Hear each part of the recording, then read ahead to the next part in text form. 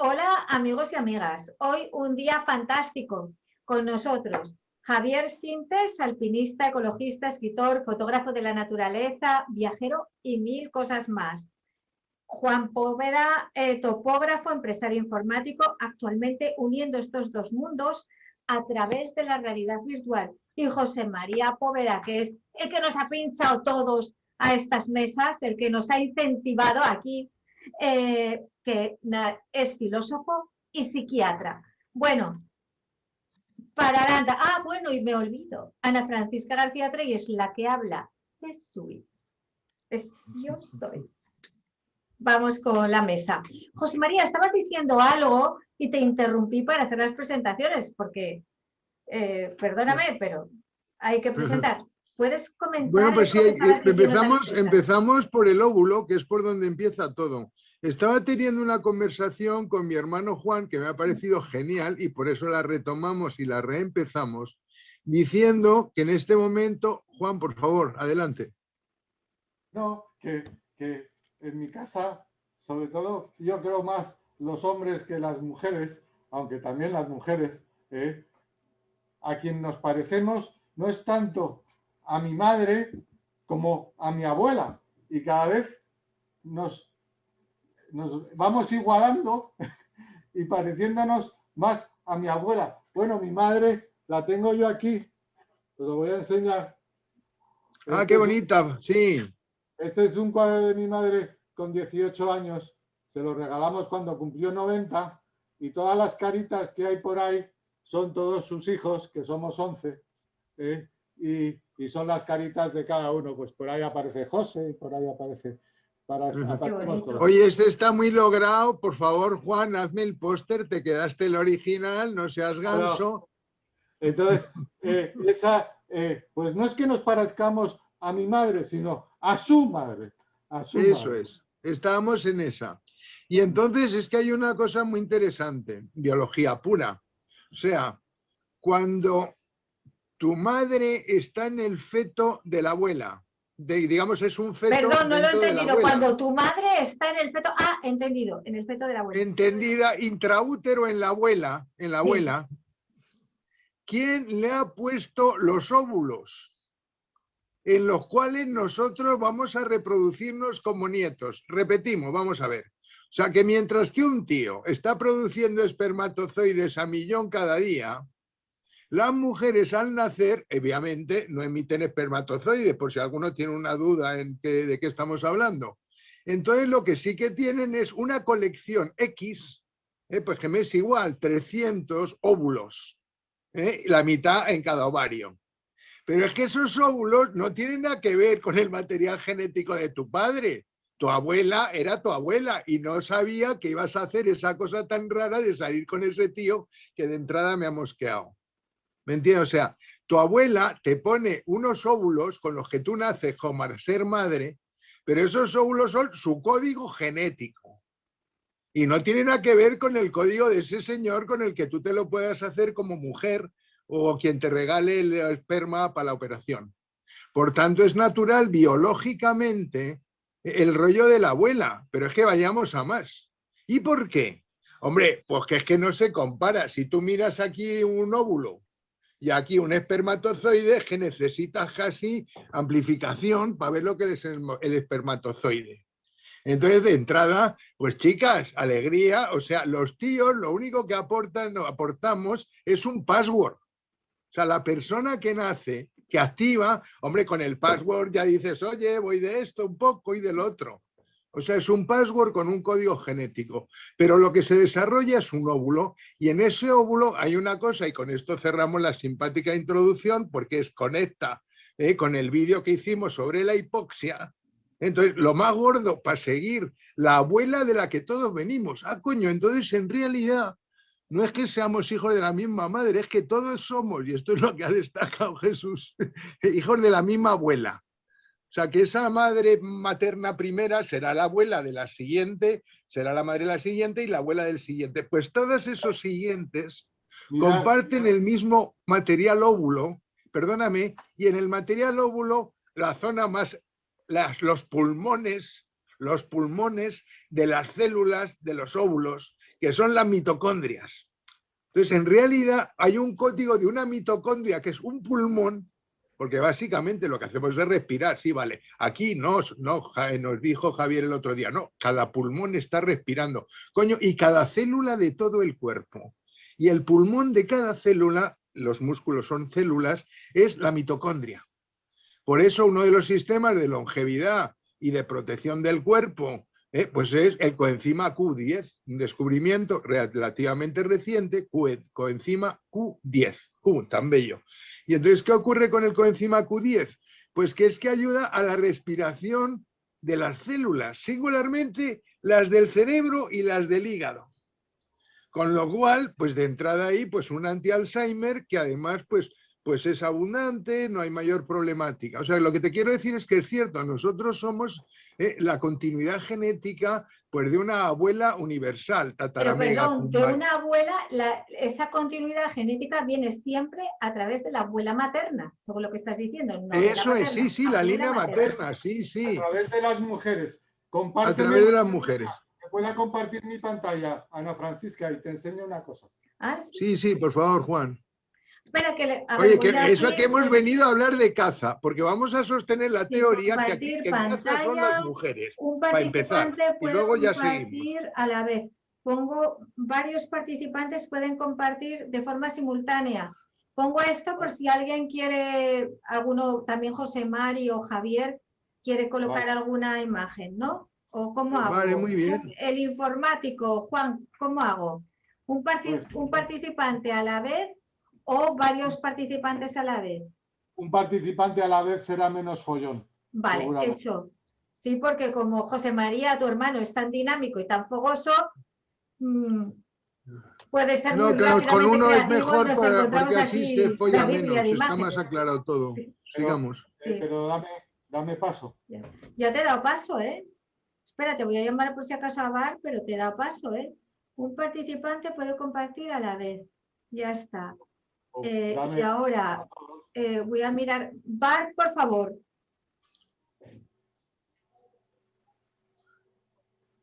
Ya está puesta la opción, pero de todas formas. Y ha dado la opción voy a por para las un participante a la vez, pero como invito a Juan para que pueda compartir. Es que pone que inhabilitó. Renombrar, hacer, hospedar. Ya está, ya lo he hecho. Ya lo he hecho, ¿eh? Compartir pantalla. Ya Sí, está. ya está. Todo el mundo puede compartir. Sí, ya todo el mundo puede. Vale, mira. No, os he perdido. Sí. Esa es la abuela. Pues es Pero verdad. estás genial, Juan, qué maravilla, la abuela de toda la vida. Esta es mi abuela a la que nos parecemos. Es verdad. Claro. La de la izquierda es mi madre. Sí. Claro. Un poco más joven.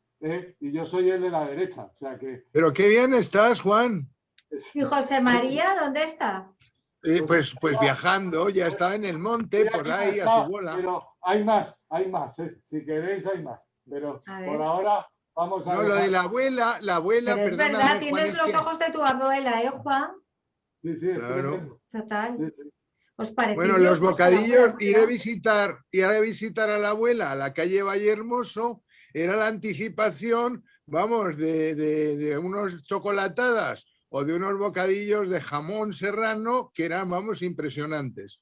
Pero, y además veis que todos le estamos mirando con cara de pasmo. Juan, que sabía que iba a usar en el futuro esta foto, ya estaba deposando, porque Juan siempre ha anticipado mucho, o sea, aunque yo en una familia el mayor siempre va por delante, pero por detrás hay uno, ¿me entiendes?, que va mirando muy fuerte para adelante, ¿no? Con tecnología, y ese es Juan. Vale. No. Pero la bueno. de la izquierda, perdón, es la hermana que... Da los nombres de las hermanas, que no te pongan falta luego. Bueno, con mi madre está mi hermana Paz. Rosario. No, estos somos los pequeños. Mi hermana Paz a la izquierda. Sí.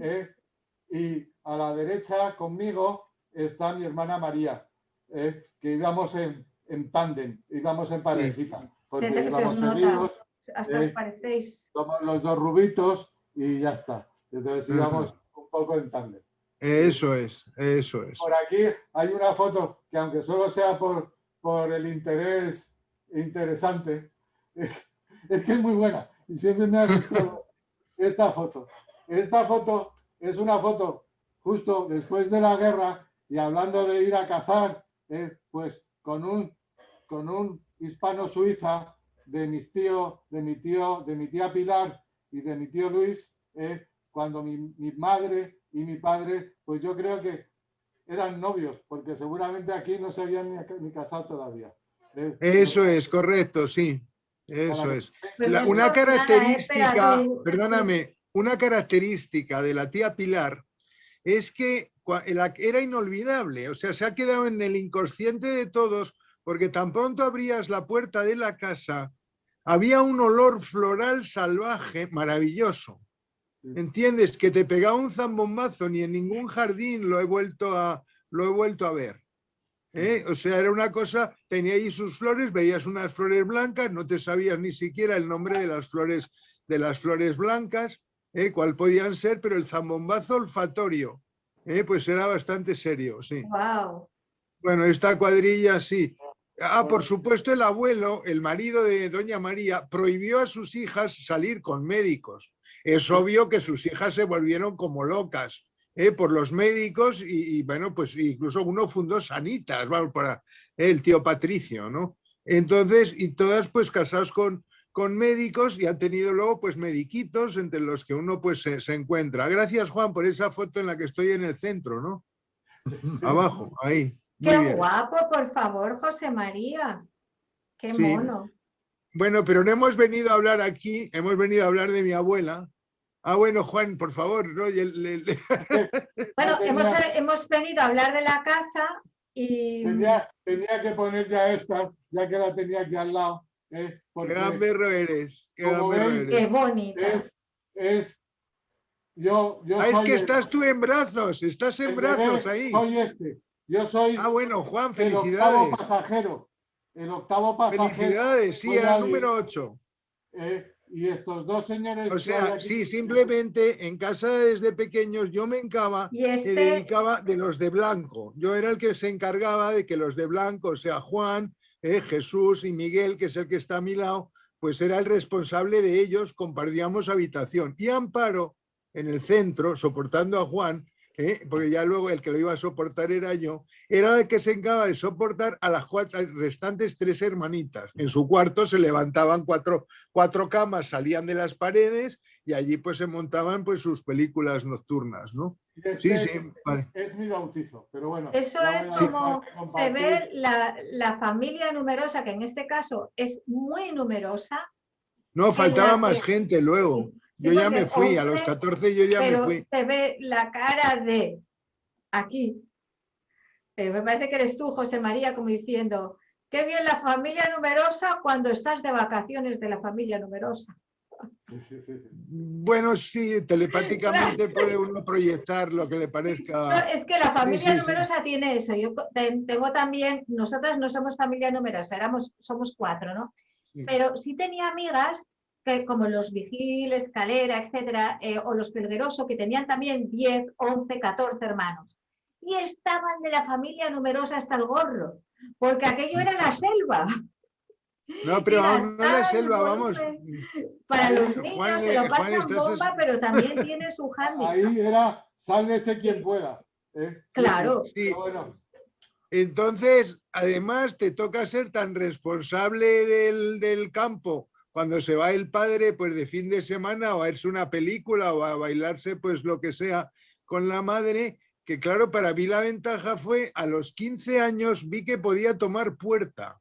Y no me cuadraron las cosas como para que me fuera a vivir a un colegio mayor a los 15 años, todavía estudiando el bachiller, con lo cual experimenté ya, pues no digo un orgasmo, porque todavía no sabía eso a esas edades, pero fue una sensación de decir, qué cosa esta de ser el hermano responsable del trabuco y del resto del personal, incluyendo a Juan, y de repente llega a un colegio mayor donde hay 99 tíos mayores que yo. Tengo 99 hermanos mayores, soy el más consentido, puedo preguntar las preguntas que me dé la gana, todas las que se os puedan ocurrir, incluidas las que no quieres que se piense que las piensas. Entonces tenía 100 tíos, además eran cada uno de una parte del mundo. O sea, de repente el primer chorreo de internacionalización en mi vida, que ya había habido antes, pues sí, fuimos a Lourdes a que hiciera el encuentro con la hostia bendita, pues una de las hermanas correspondientes, o fuimos, pues no sé, pues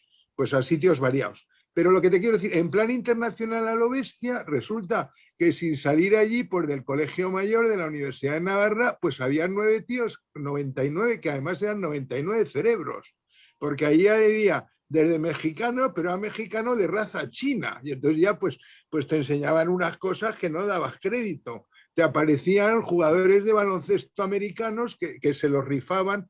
Quiero decir que el momento internacional, pues súper importante. Ahí lo que tienes es al alcalde de Ita, junto a esa escultura en blanco, pues el caballero que hay delante es nuestro abuelo, el marido de Doña María, ¿no? Donde el arcipreste de Ita, ¿no? Lo cual no deja de tener su broma, ¿no? Y ahí hay varios tíos.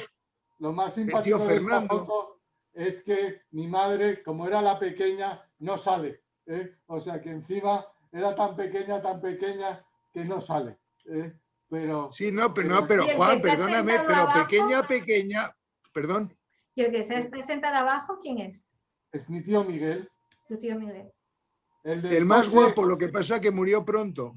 El del Hispano Suiza y su mujer esta es la tía Pilar. Pilar y el tío Luis. Y el tío Luis. Etcétera.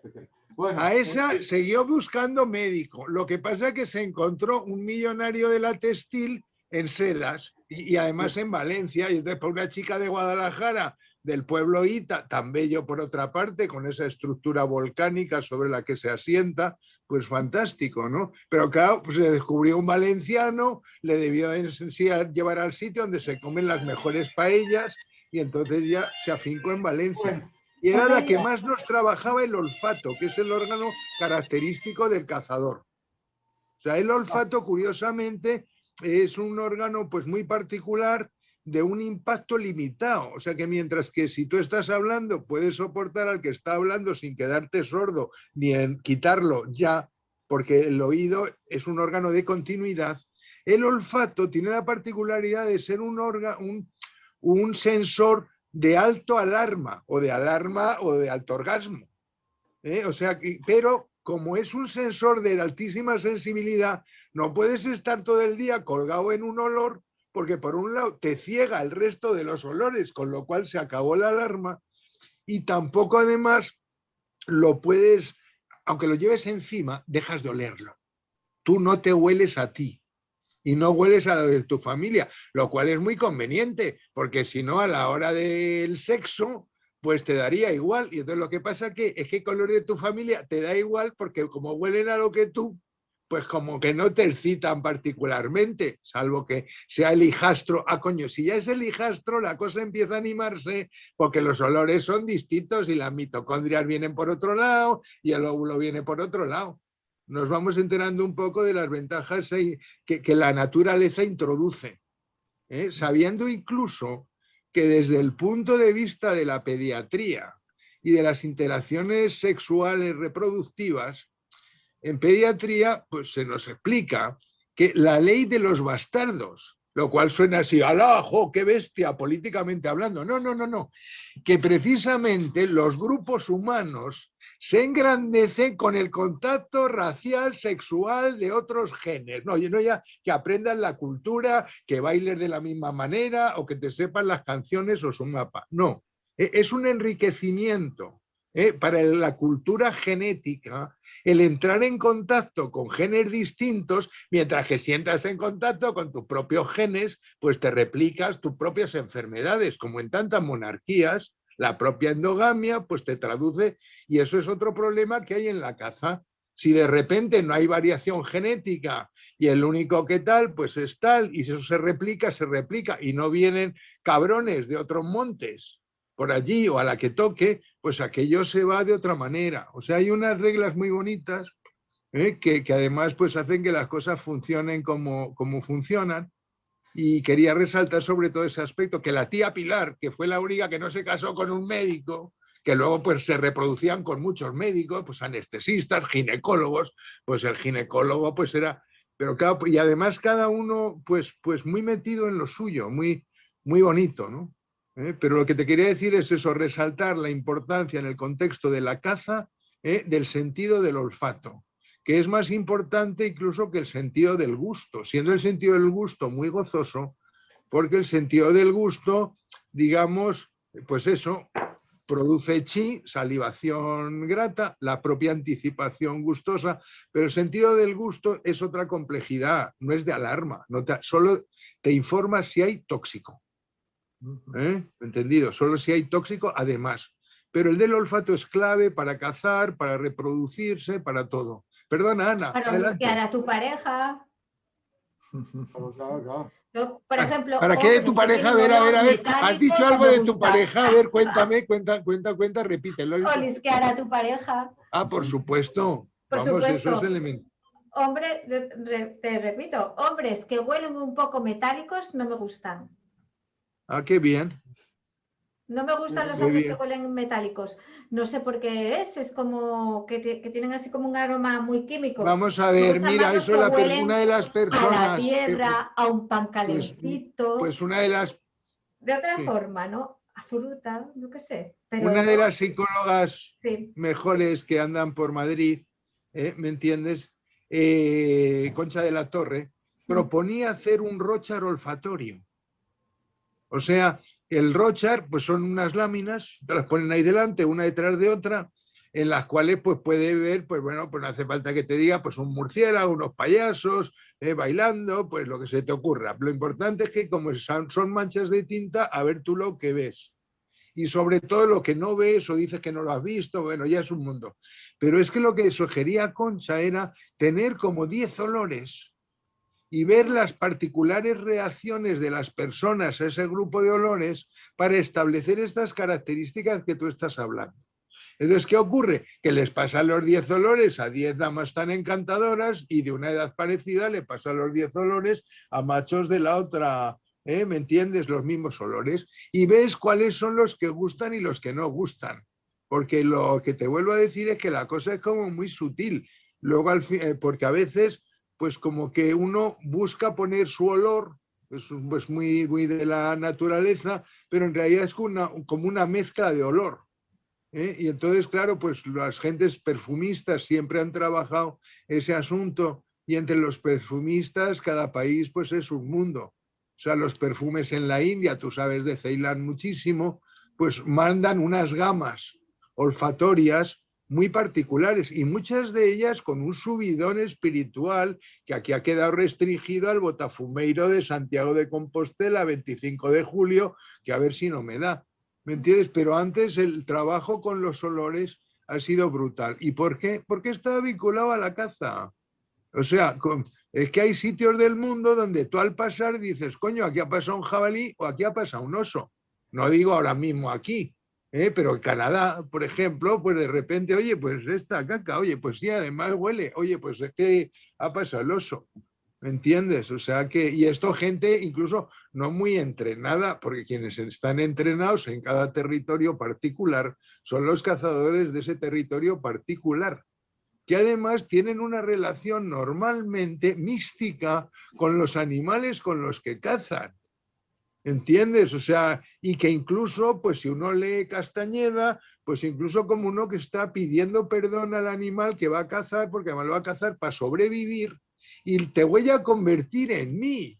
O sea, no es que tú te estés comiendo a Dios para ver si te sube la categoría, tío, porque estás insoportable. No, esto es que un animal, tú te lo estás comiendo con el sentido de que le estás dando pues trascendencia y formar parte pues de otro mundo superior y pides perdón y tiras para adelante. En el chamanismo general. Lo del chamanismo tiene mucho cachondeo además porque al encontrar patrones similares entre grupos de personas que nunca han estado en un congreso juntos ni se lo han contado por internet, si esos patrones realmente son los mismos, pues es que la cosa responde al ser humano en general, al margen de las personas humanas. O sea que, y estas cosas como las que te decía de la relación particular de referencia con el animal, que a la vez ya, pues el listo del Freud acaba convenciendo de que el animal sacrificado en el proceso de tal es un animal tótem, al que de alguna manera hay que reverenciar luego, no solo en el momento de la caza. Y cualquiera que haga una reflexión filosófica sobre el animal tótem en el cristianismo, pues es el Hijo de Dios, o sea que tampoco hay que complicar las cosas. Mira, por eso Jung hablaba... Mira, José, que me estás picando. Entonces, como me picas, yo te paro y así te corto. Muy bien. Entonces, es que pensando en qué decir hoy, esta mañana me volvía cada vez más este poema, y cada vez más. Y entonces estás hablando del tema de eso, y es esta copla del amor a lo divino, de San Juan de la Cruz, que es tremenda. ¿Cómo empieza? Y es: tras un amoroso lance y no de esperanza asfalto, volé tan alto que le di a la caza alcance. Yo no me salía de aquí y no me salía de aquí. Realmente eso, a la caza por amor, estás hablando de elevarse, realmente es una historia que a la caza se le alcance también. Ajá. O sea, que es algo de unión, es algo de, volvemos,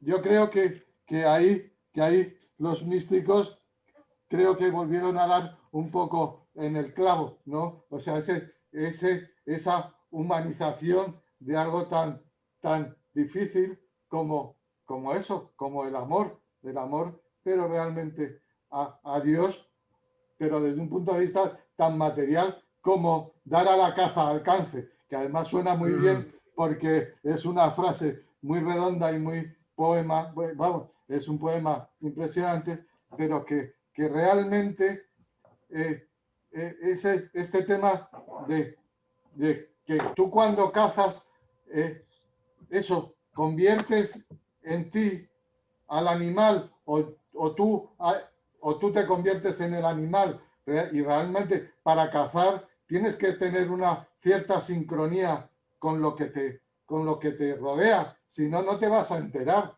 Lo que tú decías de los olores, o lo que tú decías, eso, de los olores, de los ruidos, cuando estás cazando, estás en unión casi mística con lo que te rodea, ¿no? Eso era lo que quería comentaros. Interesante, Juan, porque además es como, existe la palabra el buscador, pero es que el cazador va más allá, porque el buscador busca, pero es que el cazador habla de tal, es que con lo que has dicho, el cazador es la unión con lo cazado. Si veis, estaba yo repasando eso y tengo aquí el famoso diccionario de autoridades, que bueno, que es muy interesante porque aparte te dice la etimología y de dónde salen las palabras, y las acepciones de dónde sale, y el cazar tiene esa acepción de no solo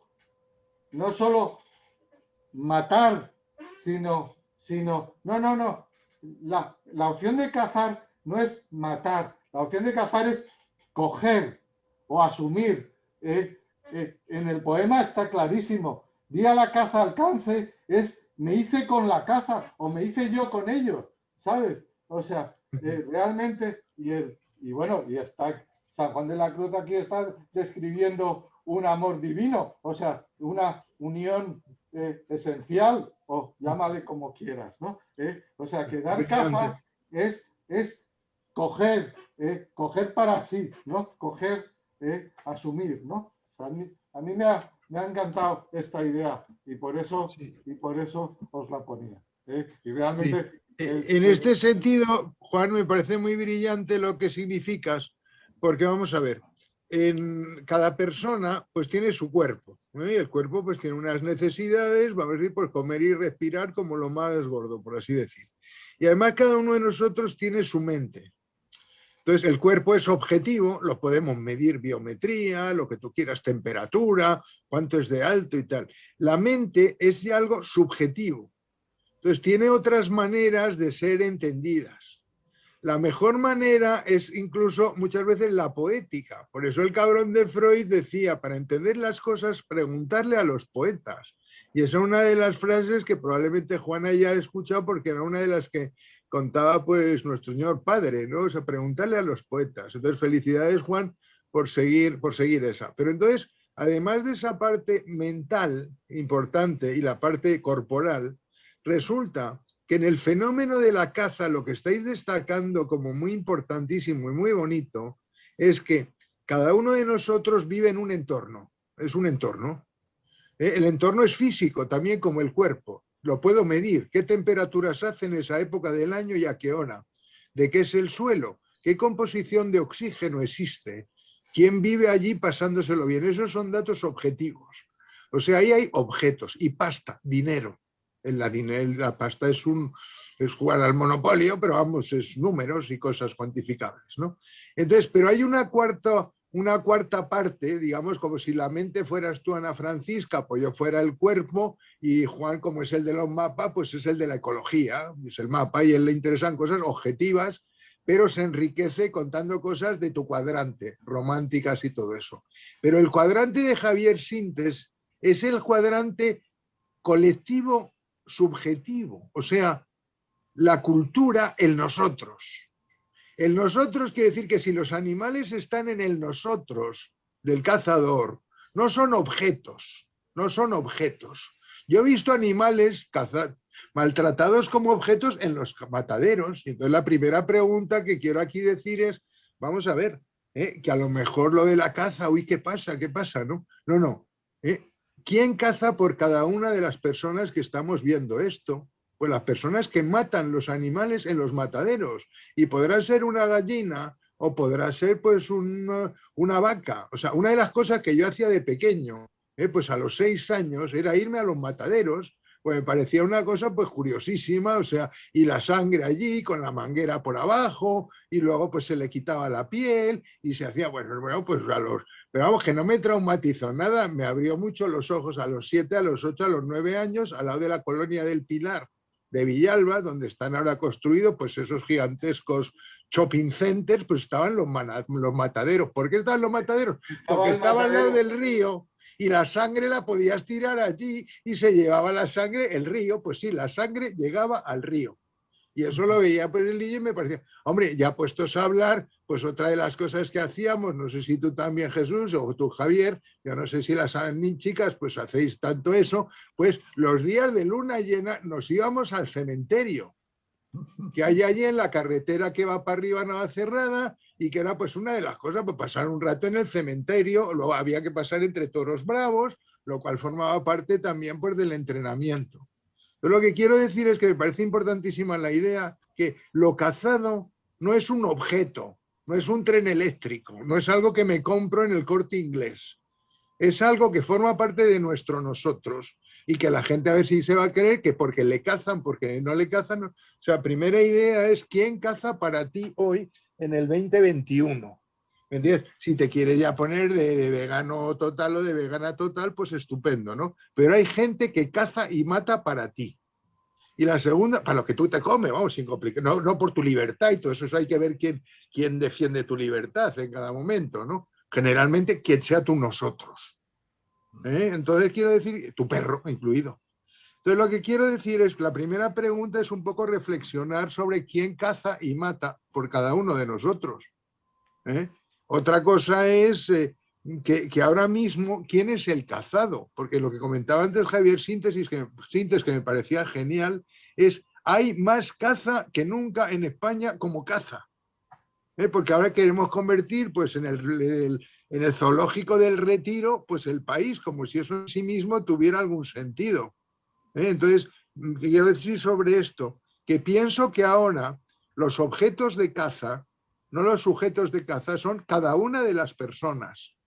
Hoy los ricos, los que tienen más dinero, hartos de cazar en sus fincas, porque ya puede volver a hacer lo mismo, si no hay algo macabro, que eso no vamos a comentar situaciones donde después de cazar, pues en vez de, no iba a decir, no quiero tomar ese camino. Lo que quiero decir es que la gente que tiene mucho dinero, ahora mismo caza con las personas, sus mentes y sus cuerpos, y en el momento actual se está viviendo un espectáculo en torno a ese tema. Y como al final, pues parece que incluso hay gente que le gusta comerse pues al personal, y que cosas que nos creíamos de pequeños que no podía ser, como la del sacamantecas, pues ahora resulta que los servicios secretos dicen, oye, ¿qué hay sacamantecas?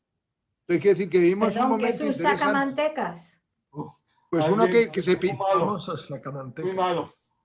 El peor de lo peor, ese. Era como el O coco, sea, pero encima te destripaba y te sacaba las mantecas. ¡Ay, qué eso es. asco! No, Sí, por sí. eso son cosas, o Pero O sea, eso sea era que muy te hacía una asturiano, ¿eh? liposucción el sacamantecas. bueno, El sí, ahora se sacan sacamantecas, las mantecas y te cobran, pero te dejan viva, o se la pasan a para que otro. sigas produciendo. Bueno, ahora de eso se encargan los médicos, de sacar la manteca. Sí, no, Sí, pero vale. José María se refiere a la otra manteca, a poder absorbernos al máximo. A nivel global, entiendo. mundial, nos están cazando unos personajes que están cambiando todo para que seamos zombies a su gusto. Así es. Esto es lo que hay por ahí. El Esa es momento la es muy caza interesante, contemporánea claro. más terrible.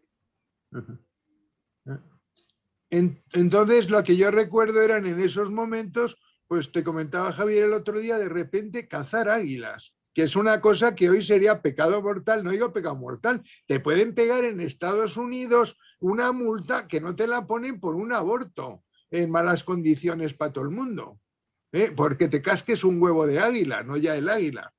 Entonces, quería decir esto, pues que dentro de las experiencias estas, pues anteriores a las del matadero, o sea, siendo aún más pequeño, pues recuerdo pues haber ido a cazar águilas. Entonces, ¿nos querías comentar un poco cómo estaba la caza de águilas en España en el año 50? Porque yo recuerdo, la otra cuestión, antes de pasártela, en la mente, en la parte que todos tenemos de Ana Francisca, cada uno de nosotros dentro, pues resulta que es que, claro, para mí salir de caza, acompañando a mi padre, a los 6 años, era entrar en trance. Pero era entrar en trance porque te levantaban a las 4 de la mañana. Y ya estabas tú con una sensación, además se había dormido poco, con lo cual ya el cuerpo estaba pues más cabreado de lo normal, pero más cabreado en el sentido de combate. O sea, aquello de velar las armas antiguamente, y estamos aquí porque alguien veló las armas por nuestras abuelas. Y en vez de estar de coña o jugando al parchís, pues estaba velando armas.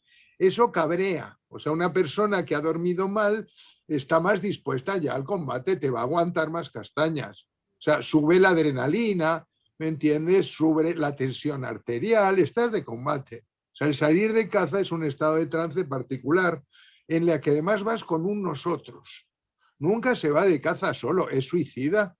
O sea, aunque fueras un cazador de verano que caza en mano, en trigales y vas de codorniz, nunca vas a ir solo, pues un ridículo espantoso, como mínimo un perro.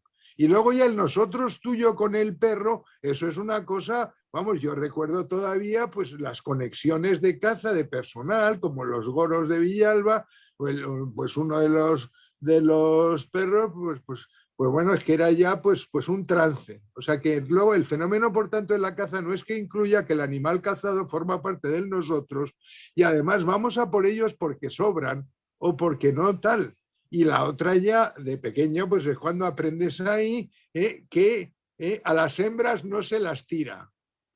Lo cual también será otra cosa, Javier, que tú sabes más de eso. O sea, se sabía una cosa muy curiosa, tú vas de ciervos y entonces de gamos, pues lo que vaya, de corzos, pues en Cafriado más de corzos, ¿no? ¿Me entiendes? En otras partes de Segovia, pues puede haber más de gamos, ¿no? En el sur, pues puede haber cosas, pues vamos, que no digo que sean elefantes con cuerno, pero vamos, material potente. Aquí hay Y de entonces, todo, claro, en los parques naturales y de que hay de mucho todo. cultivo también. No, pero sí, pero lo que te quiero decir es que entonces Cultural. se iba con un sentido donde se iba a colaborar con el nosotros del que forman parte esos animales. Y entonces se iba muchas veces a cazar de lo que sobraba.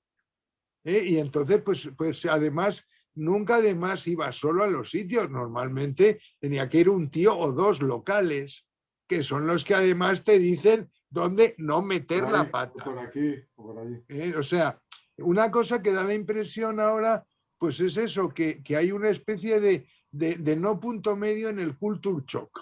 O sea, o me tengo que abrir de piernas porque han sufrido tanto que como no han follado en su vida, pues vamos a ver si se les quita el trauma, o al contrario. ¿Me entiendes? Sí, sí, en ese plan. O por el contrario, me tengo que poner estricto. Sí, es que las cosas son más No, tranquilas. pero- Una cultura ayuda a que los encuentros humanos sean respetuosos. Y cada cultura tiene sus usos y costumbres. Cuando uno llega a una cultura nueva, en un territorio nuevo, lo primero es aprende la cultura. Tratar de imponer una cultura a lo loco y deprisa es un juego muy peligroso. O sea, hay libros que se llaman Culture Shock, que nos ayudan precisamente a no meter la pata. O sea, la idea que yo quiero decir ahora, envuelta pues en sexo, drogas y rock and roll, lo que queráis, es lo importante en el encuentro cultural de no meter la pata. Una actitud de respeto. Entonces, cuando uno iba a cazar, lo que no hacía era meter la pata. Meter la pata, pues es creerse que se podía disparar a las hembras. No, mire usted, eso ni en caza. ¿Comprende? Eso nunca. No va por ahí los tiros. ¿Entendido? O sea que una actitud, hay unas reglas Es en que ese mundo. en Eso es otro- lo mismo. Y luego las reglas culturales, perdóname, tienen otra vez que ver, y volvemos otra vez, con el tema del olfato. El olfato es fundamental porque el olfato es el órgano del amor y del odio. Odiar a alguien es no te quiero a distancia olfatoria. Y además el odio no se tiene en general, el odio se tiene después de un encuentro. O sea, para odiar a alguien tienes que conocer su olor. No te puedes Esto inventar. me huele Odio, no mal. sé, no me gusta el olor de tal. Pues mira, probablemente sea todo lo contrario. Contra el olor sea más curioso, pues de aquella manera, ¿no? Bien, pues esto, por favor, Javier, que estoy deseando Sí, porque escuchar. tenemos a Javier ahí que Bueno, él nos puede dar la visión de... a ver, de entrada, a la gente que la palabra caza les produce una desazón interna emocional, les pedimos disculpas porque las emociones son maravillosas y hay que vivir en base a ellas, hasta cierto punto. Y entonces la única forma hoy en día de justificar la caza de animales, es estar absolutamente seguros de que hacerlo es ambientalmente correcto, de que hacerlo es garantizar el hábitat en la que vive toda esa biodiversidad de especies, ya sean cinegéticas o no, y sobre todo por el bien de la propia especie. Y esto, por desgracia, tristemente, como queréis decirlo, es un hecho que se inicia cuando se inventa la agricultura. Hasta entonces, el ritmo natural en el globo terráqueo era el que vemos en la tele, el que nos quieren vender en la tele, en esos documentales preciosos de que todo es bonito, de que todo, qué bonito los leones, ¿no?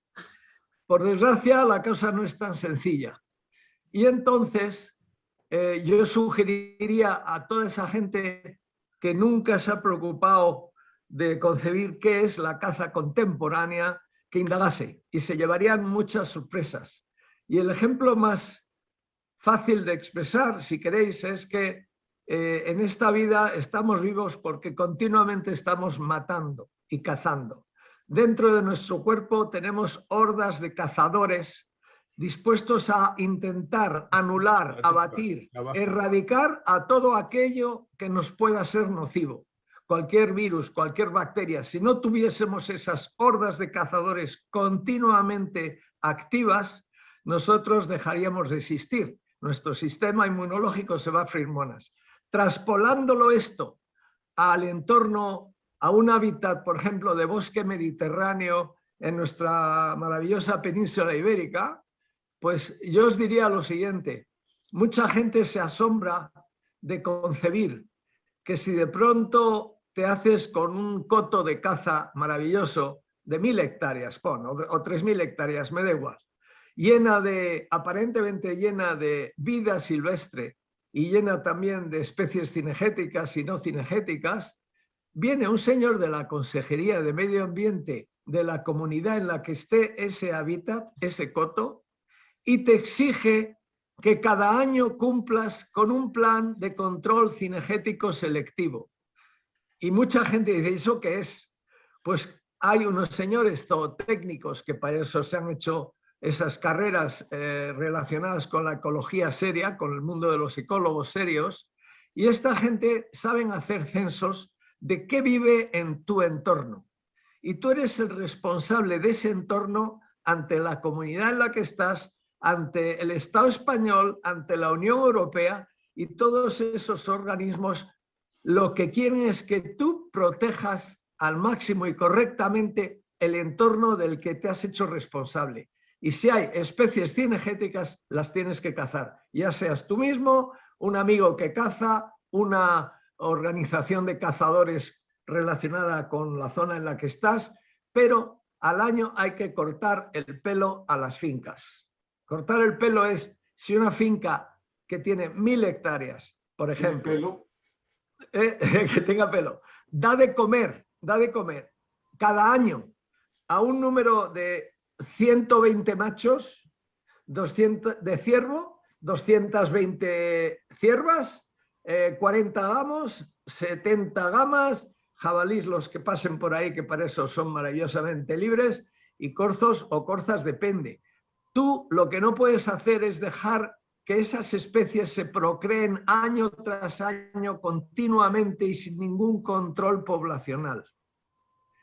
Porque si no romperías la capacidad vegetal de la reproducción de vegetales nutrientes capaces de dar de comer a toda esa población que vive en el entorno en el que tú estás.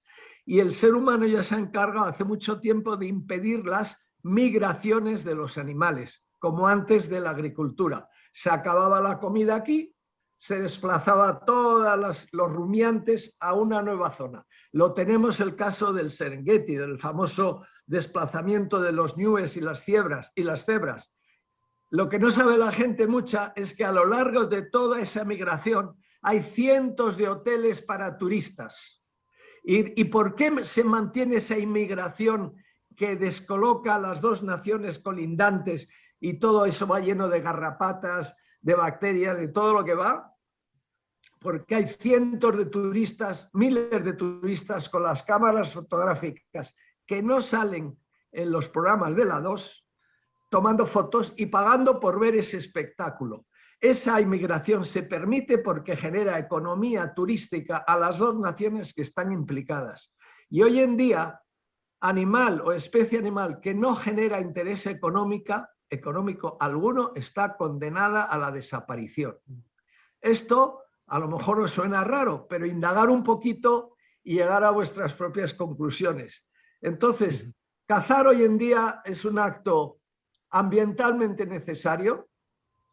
Los medios de prensa mediáticos grandes, globales, salvo muy pocos casos, nunca quieren hablar de esto, porque es un tema muy complejo y muy delicado.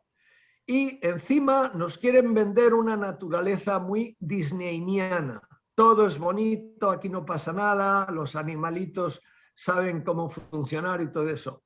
Un ejemplo, desde que hay este cambio climático, se están cambiando las fechas de la reproducción de los ciervos. Antes, cuando había un orden climático correcto, la berrea se iniciaba entre el 15 de octubre y final de octubre. Era matemática. Las hembras quedaban preñadas en esa época y daban a luz en mayo, en una época de primavera llena de verdor y de comida fenomenal para que después del destete los pequeños, las nuevas generaciones comiesen de eso. Hoy en día, como empieza a llover a finales de noviembre, las berreas tienen lugar entre 15 de noviembre y casi principios de diciembre. Los niños nacen en agosto sin comida, porque ya está el campo agostado y se mueren miles de ciervos y miles de gamos. ¿Eso lo sabíais, por ejemplo? No. Sobre todo en Andalucía, porque ahí todavía el cambio climático es más acusado. No, pero así hay mil y unas alteraciones. Es el tema que ya mucha gente tiene, yo creo que lo ve muy claro, que es el no cuidar los bosques, y el cuidar los bosques significa sacar madera de ellos, no pues algo así. meterla. Ana, que a lo mejor una cosa que vamos, quiero decir, porque estamos aquí pues en sugerencias, que reflexionemos en otro momento, pues el club de los plantadores de árboles, no sé, quiero decir, es que a todos se nos pone la baba de qué bonito es el bosque, pues no sé cómo se enseña a los niños cuántos árboles vas a plantar en tu vida, ¿me entiendes? O sea, yo pues ahora mismo pues utilizo madera naturalmente, pues más que cualquier otro asunto para tener caliente pues este cuarto ahora, hasta el 40 de mayo pues no nos quitamos el sayo en este monte, pero yo es que he plantado cientos de árboles y además sobre todo especies locales. ¿Te gusta el trabajo ya de especies locales? Con algunos matices, me dices, hombre, pues lógicamente como estás viviendo en los sitios, la gente que vive en los sitios ve amanecer allí, ver la variación de todo el asunto a lo largo del año, como decía Javier. Entonces hay gentes de estas que te saben, la gente local te sabe leer un árbol. Mira el árbol y al ver las hojas te está contando cómo están las raíces y si le falta esto, le sobra lo otro. Entonces, en ese sentido, muchísimo más interés también en conocer a las personas de los sitios que te cuentan los cuentos, que te cuentan, o sea, no es ir al sitio, me como lo de siempre, que me gusta allí y no hablo con el personal, o sea, el descubrir la cultura local hablando con la gente local. O sea, pues a mí también, pues de pequeño, pues una de las gracias que hacían allí los primos en Ita y en Junquera de Henares, pues no te librabas de que con cualquier momento te podían tirar al pilón. Y se incluía en tirar al pilón, pues hasta el alcalde, pues acabas de salir alcalde, pues mira, de primer reconocimiento público, construyendo nosotros, y que se te bajen los humos al pilón. Y entonces pues se tiraba pues a Maito, el alcalde de Miraflores, pues se le tiraba al pilón, y eso era un momento de bautismo introductorio, todos somos uno, la diversión, ¿no? Pero lo que te quería decir también esta idea era auténtico estado alterado de conciencia, ese rollo de salir del hogar, el lugar caliente y confortable, e irte a un sitio donde estos dos sentidos, potenciados por los otros, porque te ibas a meter en la casa del lobo. Y entonces tenías que saber oler al lobo o saber al ciervo. Sí, adelante, Javier. Mira, hablando de olfato, sabes que he podido estar en varias ocasiones en selvas ecuatoriales africanas, sobre todo con la gente, los pigmeos en vaca, ¿vale? Estos hombres tienen, aparte de que ya su estructura nasal, la morfología de la cabeza, la anchura del tabique nasal es muy desarrollada, la cantidad de centímetros cuadrados de sus pituitarias son mucho mayores que las de los blancos y todos estos rollos, y continuamente van catando el concepto, el aire, el olor que les llega y el aire que ellos emiten que nos llegue a las piezas. Y luego, con una sencilla arma como esto que os voy a enseñar, aquí os estoy sacando un dardito, a ver si lo veis. Sí, está guapo, está guapo. Sí. Que tiene una espoleta detrás y ahora voy a acercar ahí la punta y veis que está manchada de color marrón. Un poquito, bueno, sí. Eso es el veneno ñey. Creo que tengo aquí, mira, aquí se ve mejor. A ver, ¿veis ahí el cambio de color? Esto, como lo huelas un poco a posta, así, ya te está mareando, el olor. ¿Y sabéis la gran diferencia del veneno que usan los pigmeos en vaca? Todo el mundo conoce el curare. Nos suena el curare de las Amazonas, el curare, que es hemotóxico y neurotóxico y más cosas tóxicas. El veneno ñey de los pigmeos en vaca, ¿cómo habrán evolucionado? Que aparte de hacer todo lo que hace el curare, te produce un síndrome de Menier instantáneo, una pérdida de control de equilibrio absoluta. Los animales tocados con ese veneno, que se mueren sobre todo por anoxia, porque les para todo el sistema neuromuscular y entonces no pueden respirar, no huyen porque no pueden huir. Han llegado a ser tan sofisticados intentando sobrevivir en sus selvas día a día, generaciones tras generaciones, iniciadas con una madre como decíamos antes, que estos animales, si es un mono, se agarran a la rama, si es un cuadrúpedo, se tumba, porque no pueden controlar el concepto equilibrio. Pero no que huyen. la que estás diciendo es que a la vez que es muy bestia, es muy científico en el sentido de que es que estás hablando de un neurotóxico. Un O sea, neurotóxico. no de una sustancia que necesita entrar por la boca, comértela y al rato pues ya nos moriremos. No, esto entra en el Sino que es riego el primer sanguíneo. eso es, y ni algo que al reducir la capacidad del corazón, porque me estoy muriendo, ya no mando oxígeno y a saber lo que pasa por ahí arriba, sino que directamente por vía neurológica, tan pronto entra en contacto con los nervios, puede incluso producir efectos directamente. El efecto. Además de los que se deriven. Esto que nos suena tan bruto, todo esto nos suena brutísimo, estamos ya civilizados y ellos son unos salvajes, ¿no? Qué bestias que tienen que... Allí no hay... nosotros lo dudo, ¿eh? Eso es. Allí no hay McDonald's, ahí no hay supermercados, ahí no hay médicos, ahí no hay nada. En esos sitios que estamos hablando del sudeste de Camerún y el noroeste de Congo, esto es inmensidades de selva cerrada. Lo que diría Tarzán de los monos a mano izquierda. Bueno, esta gente, todos los días cuando nacen, lo primero que hacen es decir, sigo vivo. Sigo vivo. Y mi familia, mi clan sigue vivo. ¿Vale? Y hoy tenemos que ir a conseguir comida para seguir alimentando al grupo, al clan. Y tienen unas prioridades de trato con los abuelos y sobre todo con las abuelas que es flipante. Si queda solo algo para comer, se lo dan a la abuela, por ese orden, si no después al abuelo y después lo que caiga. Pero el ritmo de existencia de esta gente, ellos intentan mantenerse al máximo desconectados del resto de África, de la gente de esos países. Es más, los propios locales de Camerún o de Congo los desprecian, son los enanos de la selva, los salvajes de la selva. Bueno, pues ellos no quieren salir de allí, pero las madereras chinas, sobre todo, están arrasando con esos bosques pristinos, con el contubernio de los gobiernos implicados. O sea, eso es. Por aquí y por aquí. Bueno, igual entonces,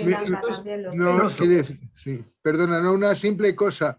Si veis detrás de mí ahora, pues debe haber como unos 1000 abuelos. O sea, los abuelos eran los libros en los grupos humanos durante miles de años. La persona más mayor, su vida era un libro. Sabía cuentos. En los cuentos, además, te los contaba de una manera tan extraordinaria. Y además entonces no había televisión para competir, ni realidad virtual, ni juegos, que es que era fascinante. Entonces, en esos cuentos se daba una información de supervivencia. Y además, la persona mayor tiene la ventaja de que ha sobrevivido a una serie de enfermedades. Por tanto, sabía cómo se curaban, no cómo no se curaban. O sea, la opinión de una persona mayor no es la opinión, es la experiencia. Es la experiencia. O sea, lo ha pasado por el cuerpo. Las chamanas mayores son las que se han quebrado la espalda o la rodilla o los huesos, no se han muerto, lo han sobrevivido y como saben cuantísimo duele y han llegado a los... Entonces, con llegar a los 50, hace 10.000 años ya eras una abuela, ¿entiendes? Entonces, la idea es que las gentes mayores son sabiduría acumulada. Por un lado, genéticamente, o sea, nos están transmitiendo información de cómo los seres humanos se han adaptado a la realidad del entorno. Mírale, ahí los qué maravilla. Ahí están. Muy buena foto. Muy buena foto. ¿Qué están haciendo? ¿Sabéis lo que están haciendo? Un colega está subido pillando miel y le está enviando el cestito hecho con lianas y hojas de palma para que vaya a bajar los panales. Qué bueno. La miel para ellos es como el caviar aquí para alguno. ¿Sabes? Eso es. Oye, entonces, hay que levantar un brazo por Valencia, que sepáis que hay pinturas neolíticas en Valencia, lo comentamos el otro día, donde, claro, igual estos cachondos de los pigmeos que estás hablando empezaron a recolectar antes, pero antes incluso que los egipcios, que luego le sacaron mucha punta en la medicina, a la miel y demás. Pero lo que quiero decir es que entre los lugares de Europa del Neolítico, donde se observa esto mismo que acabamos de ver ahora, que en África hay pinturas, pero hay sobre todo selvas, por eso no hay tanta pintura de calidad como la que hay a veces en Europa. Pues que hay pinturas en Europa del estilo de estas, fíjate casualmente, las que uno Sí, lleva muy en en la esa camisa línea. hoy, ¿qué? Muy en esa línea estética. Eso es, pues entonces esas pinturas en España reflejan pues que hace entre 7.000 y 20.000 años ya se recolectaba miel. Y claro, lo de la miel es que no tiene nada que ver con el azúcar, pues qué bonito y qué blanca es el azúcar. Entonces lo que se ha visto es que ahora habría que revisar todo el azúcar que llevan todas las comidas, a veces mezclada con sal, para que ya la cosa pues ni se sepa, sepa de saber. ¿Sabes? Porque a veces estamos hablando A dulce. de saber.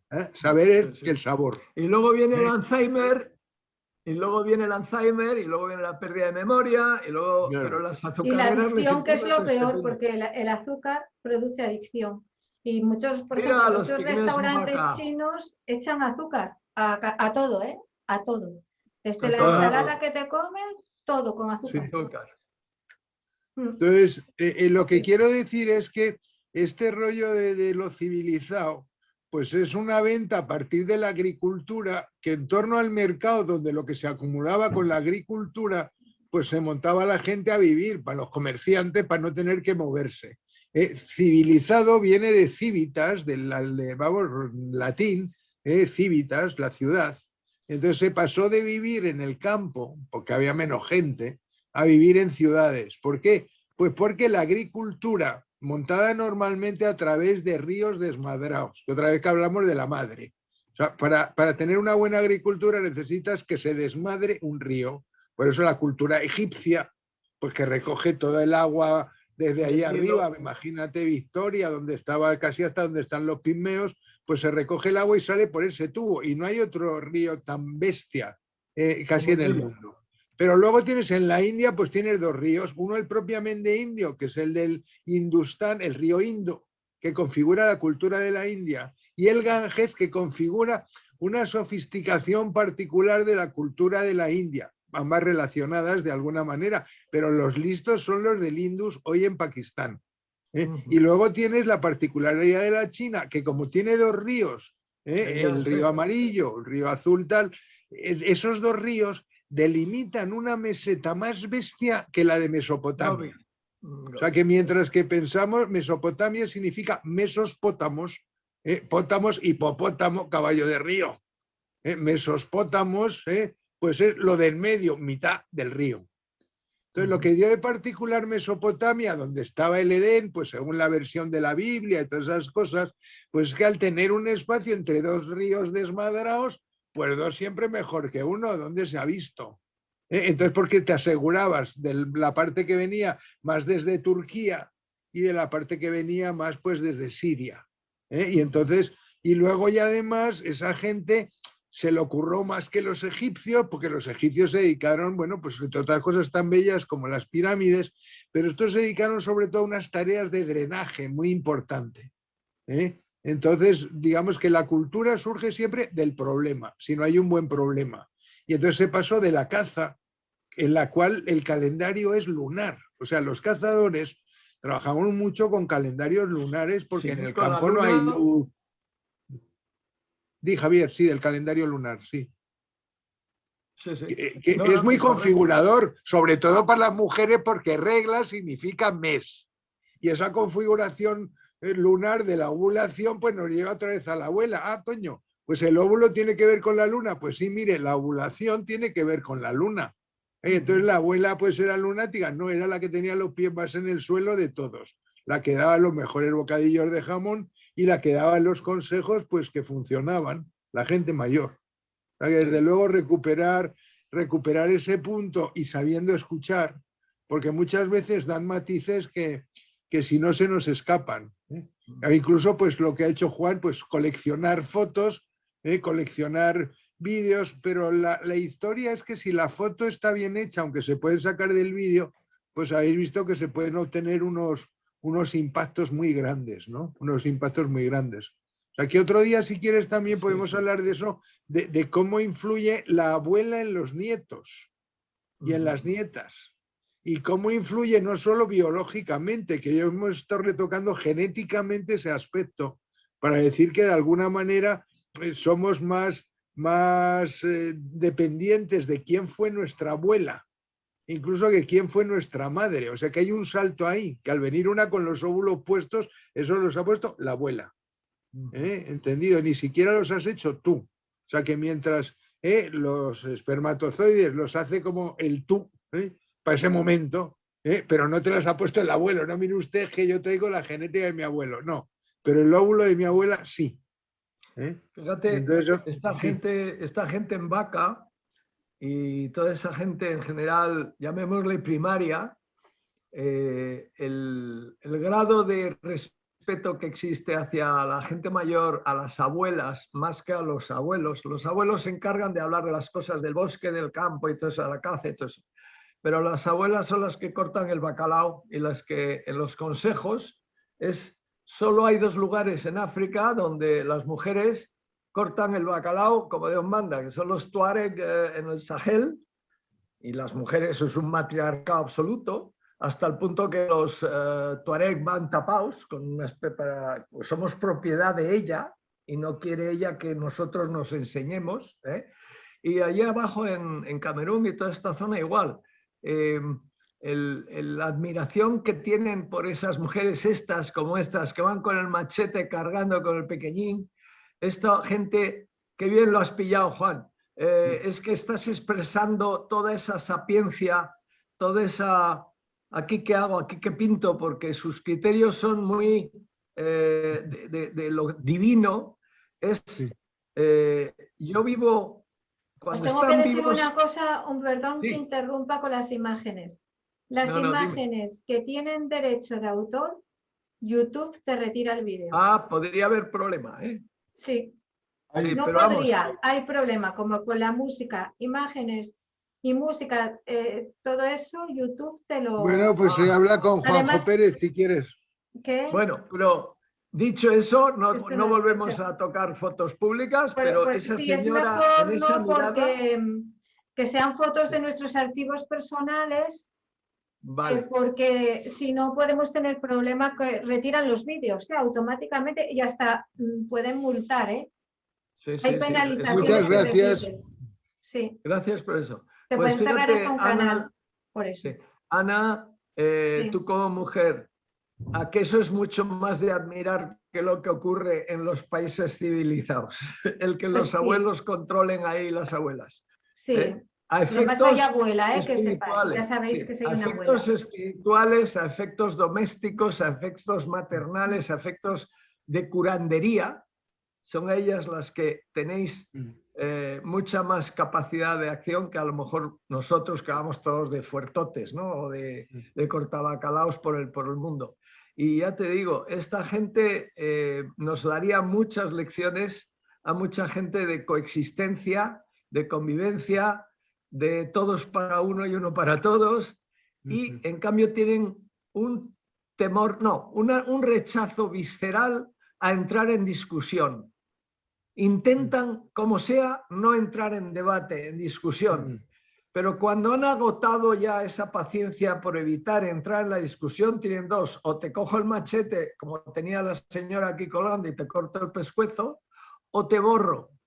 ¿Sabéis cuando coges la goma del Photoshop y en una imagen la vas borrando y va desapareciendo? Pues ellos conciben que te he desaparecido, no estás.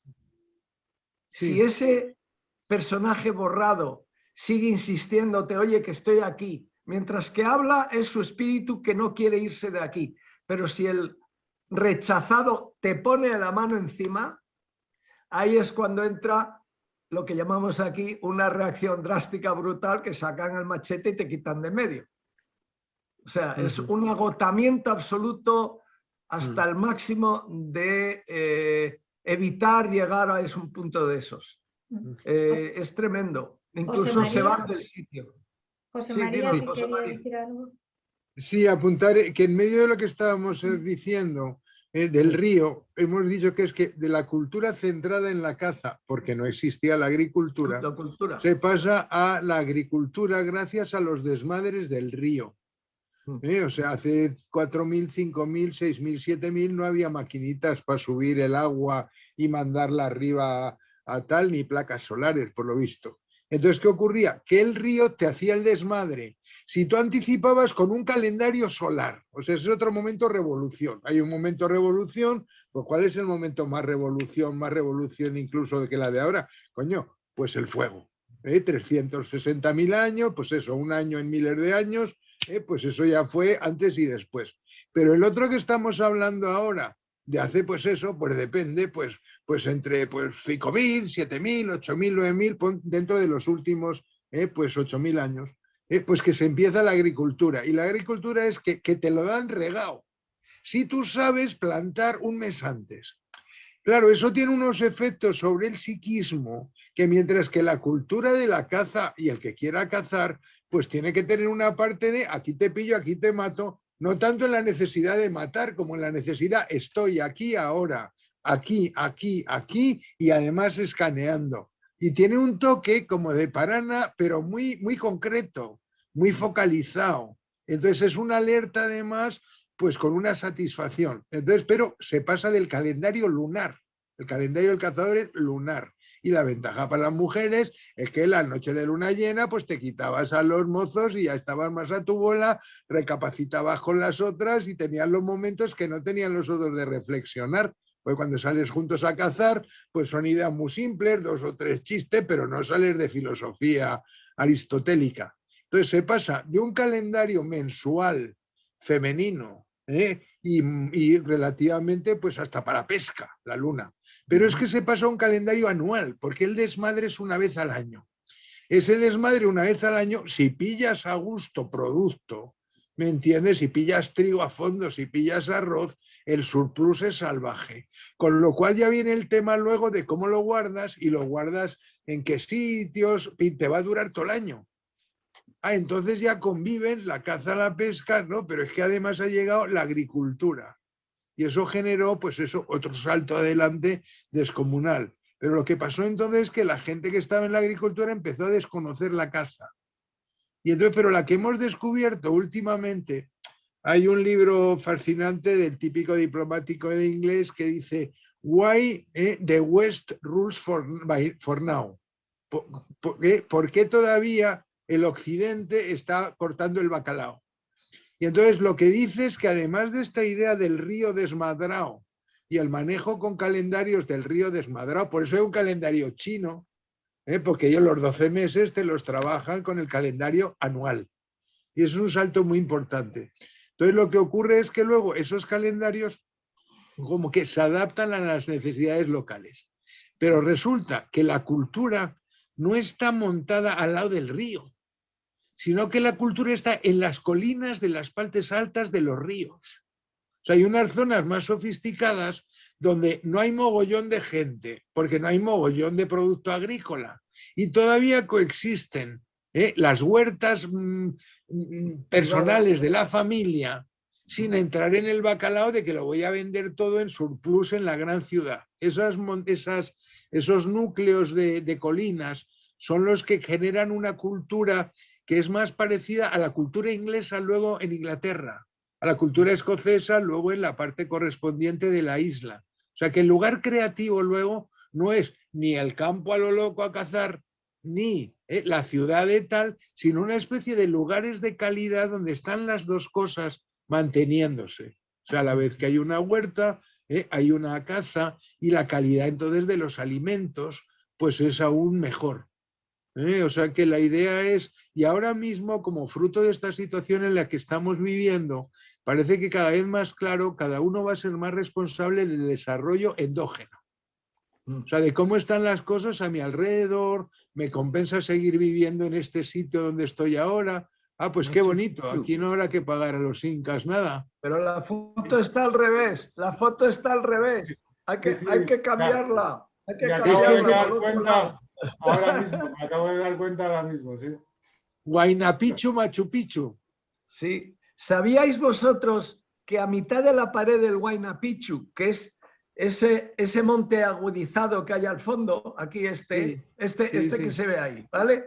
Sí. A mitad de las paredes hay unas oquedades, ahí se ve, no la muevas esa, pon la flechita en la mitad de la pared, poner la flecha en la mitad de la pared, poner la flecha en la mitad, Esas. más abajo, la flechita bájala a la mitad de la pared, medio de la pared, por ahí. Ahí, que estamos hablando de unos 300 metros desde arriba y unos 200 desde abajo, ¿Qué coño? ahí se metían los pensadores locales a Pero ver qué lo que maravilla. pasaba. ¿Cómo iban ahí, cómo bajaban o cómo subía? Hoy en día han tenido que escalar, pero con grados muy de gran dificultad para llegar a los arqueólogos ahí arriba. Porque el camino de subir allá arriba va por la arista. Justo es una especie de caminito en zigzag que va subiendo toda la ladera oscura hasta la cumbre. Pero ya te digo, sí, aquí le sí, daban, aquí en esta zona, y sí. aquí se ve todas las zonas de estudio de cultivo por graderíos. Esto Sí. era un laboratorio de investigación agraria tremenda. Sí. Toda la ciudad esa. Normalmente, claro, estamos ahí en el hemisferio sur, ¿no? Sí, Entonces, la zona más al sur, normalmente, la cara más sur de esa parte montañosa, es normalmente una parte en la que abunda más el agua. Por tanto, la justo, posibilidad se de acumula árboles más. en los que agarrar o agarrarse o establecer pasos es superior, generalmente en las caras norte. Por ejemplo, pues en el caso del naranco, pues a veces pues más de Bulnes, pues más asequible por determinada forma, porque está menos abrupta, pero además porque parece tener más flora, Sí. y más capacidad donde ves, hay más arbolado, como en esa parte más asombrada que has dicho. Claro, Y eso está refleja todo. que es más fácil, digamos, engancharse a lo que ya hay. Sí, muy Pues bien, ya qué te digo, a interesante. mitad de pared hay una especie de pasadizo oblicuo de Sí, el vegetación. verde. Ahí, pues Qué por ahí, por fuerte, esa zona están las cuevas. Y ahí, qué fuerte. pero es lo mismo que en el Tíbet, cuando la gente se Claro, mete en la cueva a quedarse sí. ahí un rato. O El sea, mismo concepto de aislamiento eso es. investigar, meditar. Ahí sí Eso que es. meditaban, Ana. Esta gente, ahora, Eso que es. alguien les llevaba la comida, por supuesto. Están abiertas a norte, que estando en hemisferio sur, están abiertas a norte para ver Sí. desde dónde sale el sol y dónde se pone. O sea, desde Y ahí, poder, si es, claro, puedes ver que por el lado izquierdo de la foto saldría el sol y se pondría por el por lado el otro derecho. lado, al otro Eso lado, es. correcto. O sea que, o sea, es un Pues observatorio. Además, podrían tomar datos de observatorio sin distraerse, astronómicos, claro. contar las cosas.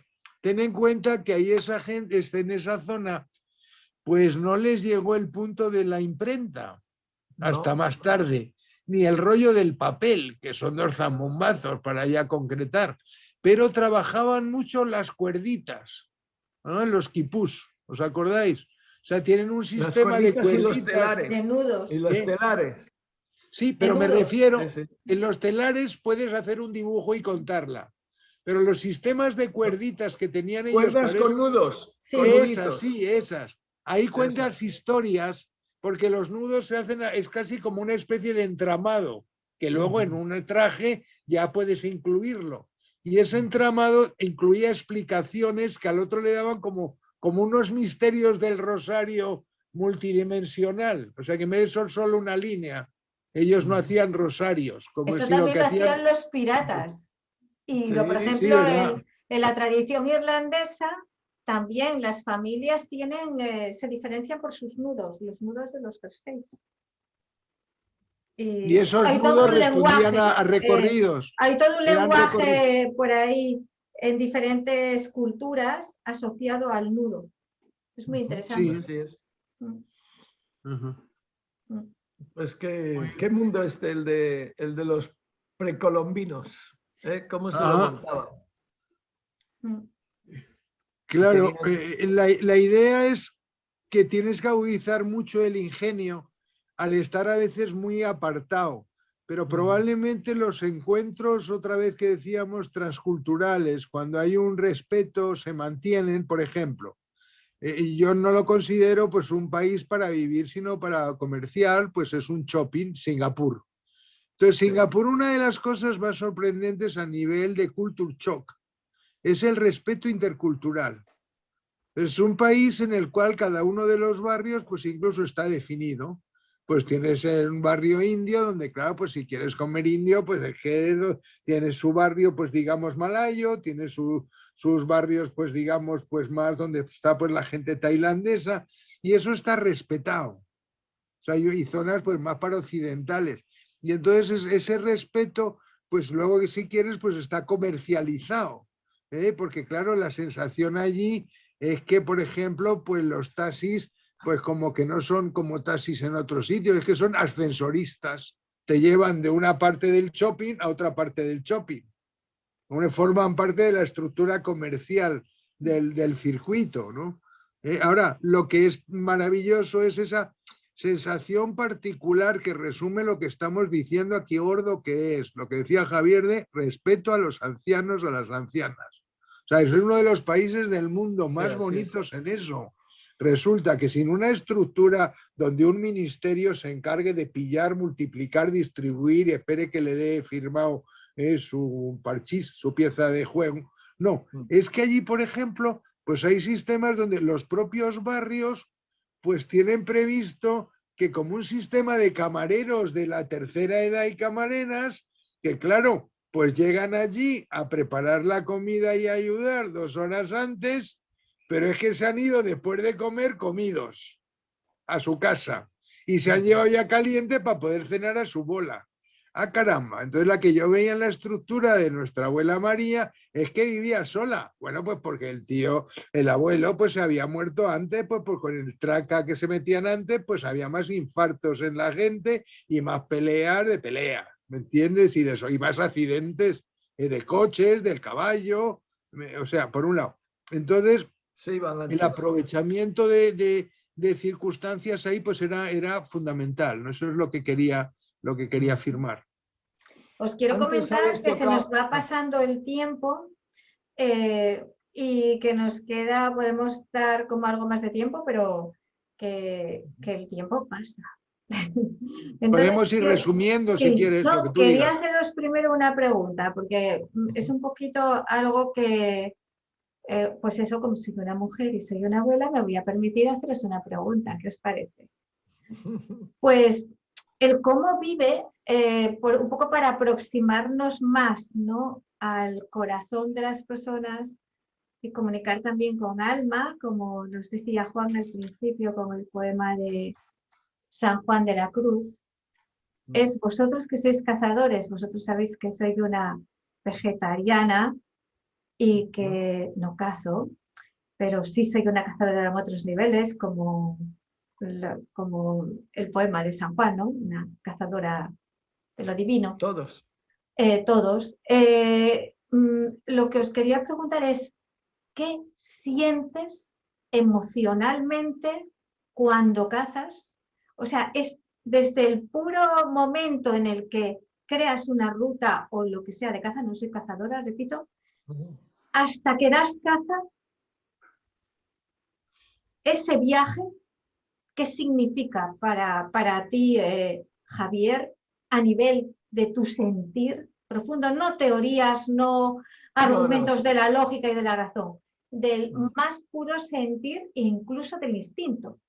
Y bueno, la misma pregunta para José María, vosotros que sois cazadores, ¿cuándo se ha cazado? Intento explicártelo de la forma más visceral, ¿eh? Sí. Cuando vamos de caza, no voy de caza, cuando vamos de caza el grupo, los que vamos a cazar, hay un momento que es la preparación en casa del equipo.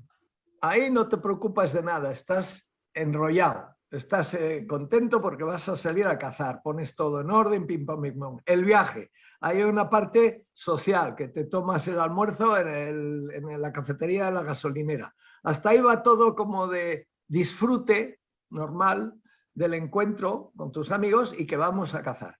Luego, cuando ya nos vestimos de cazadores, cogemos el arma y empieza un diálogo. Unos dialogan de una forma, otros de otro, porque ahora ya nos individualizamos. Y entonces empezamos a entrar, como decía José María, una especie de, dimensión. Estado modificado de conciencia.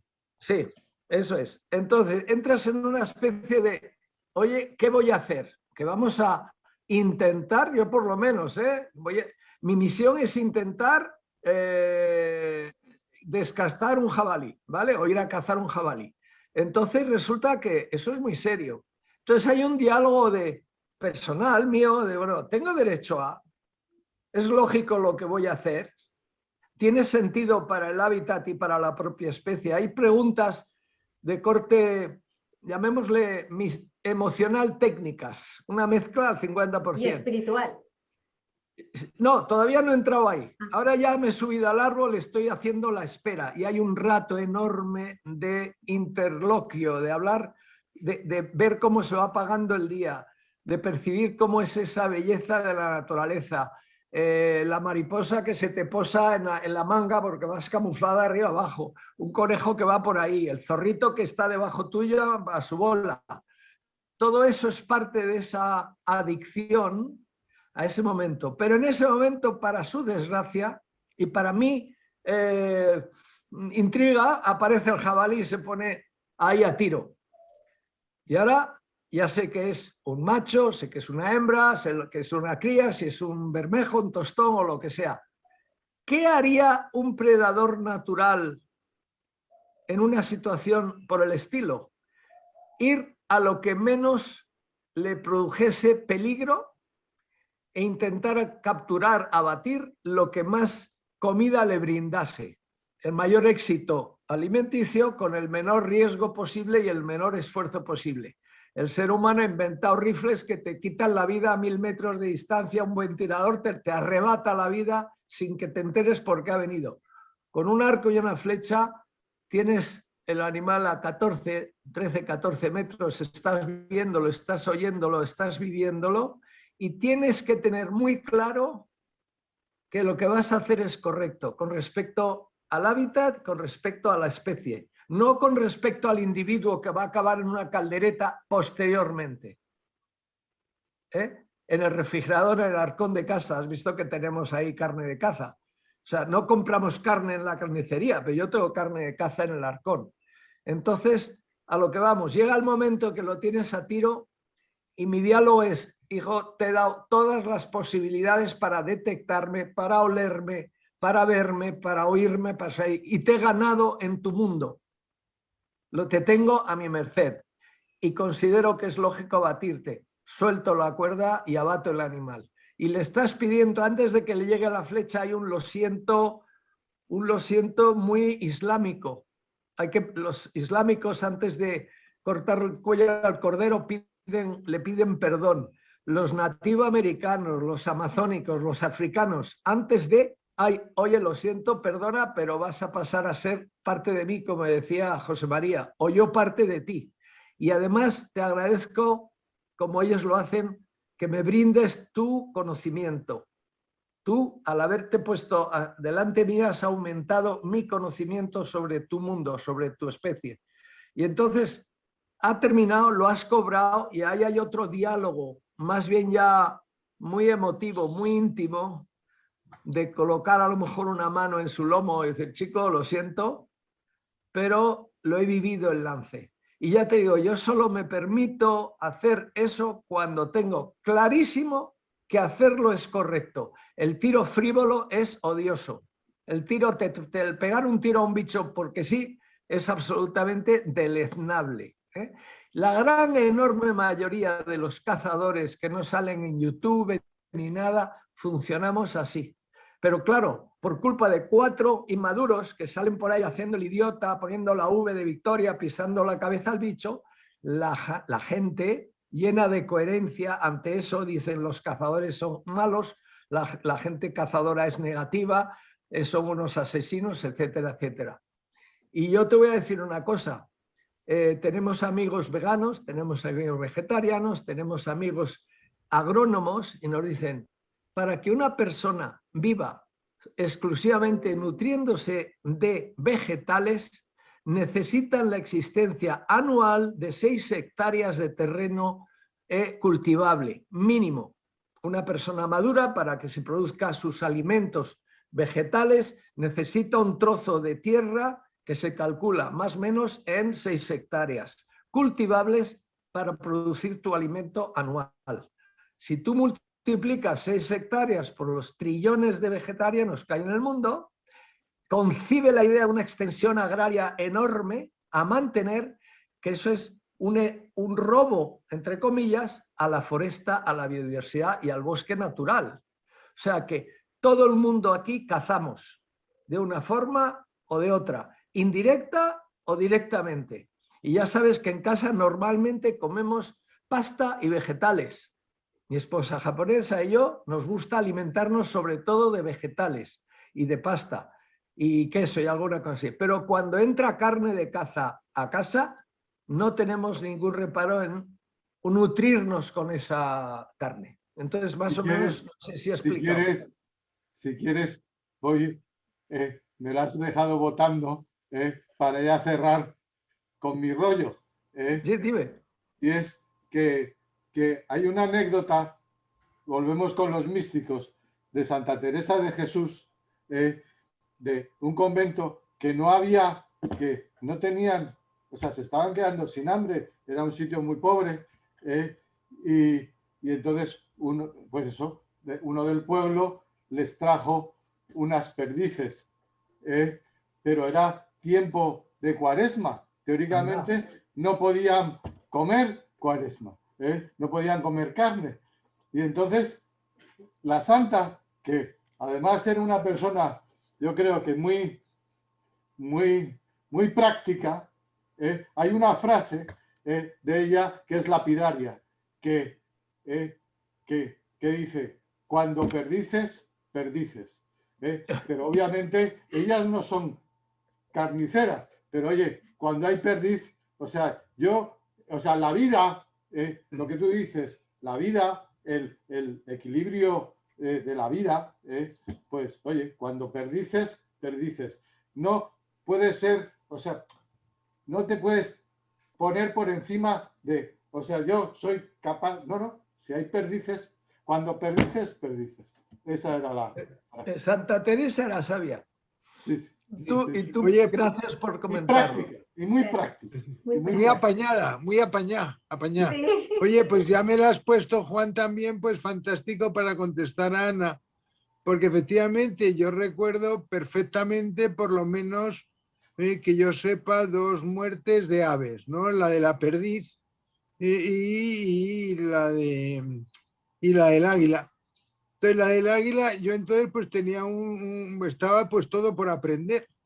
Y entonces pues recuerdo pues eso, pues la levantada, la entrada en trance, pues los otros 2 conduciendo, Puerto de la Morcuera para arriba, y entonces en un determinado momento pues se sacaba un tremendo búho, que era visible para un águila a 20 kilómetros. Había una tal cantidad de águilas que ya la cosa empezaba a ser en el Valle del Paular pues bastante fastidiosa.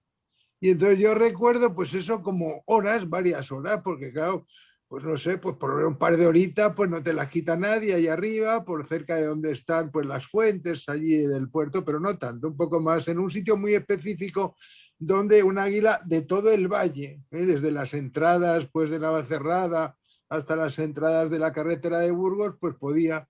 Y de repente pues que era una cosa, pues además había que estar sin hablar, sin fumar, sin multiplicar ni dividir. El personal estaba allí muy a la suya, algún cuchicheo, alguna cosa. Y además había que estar al tanto y con prismáticos, porque las águilas tienen el prismático ya puesto ahí.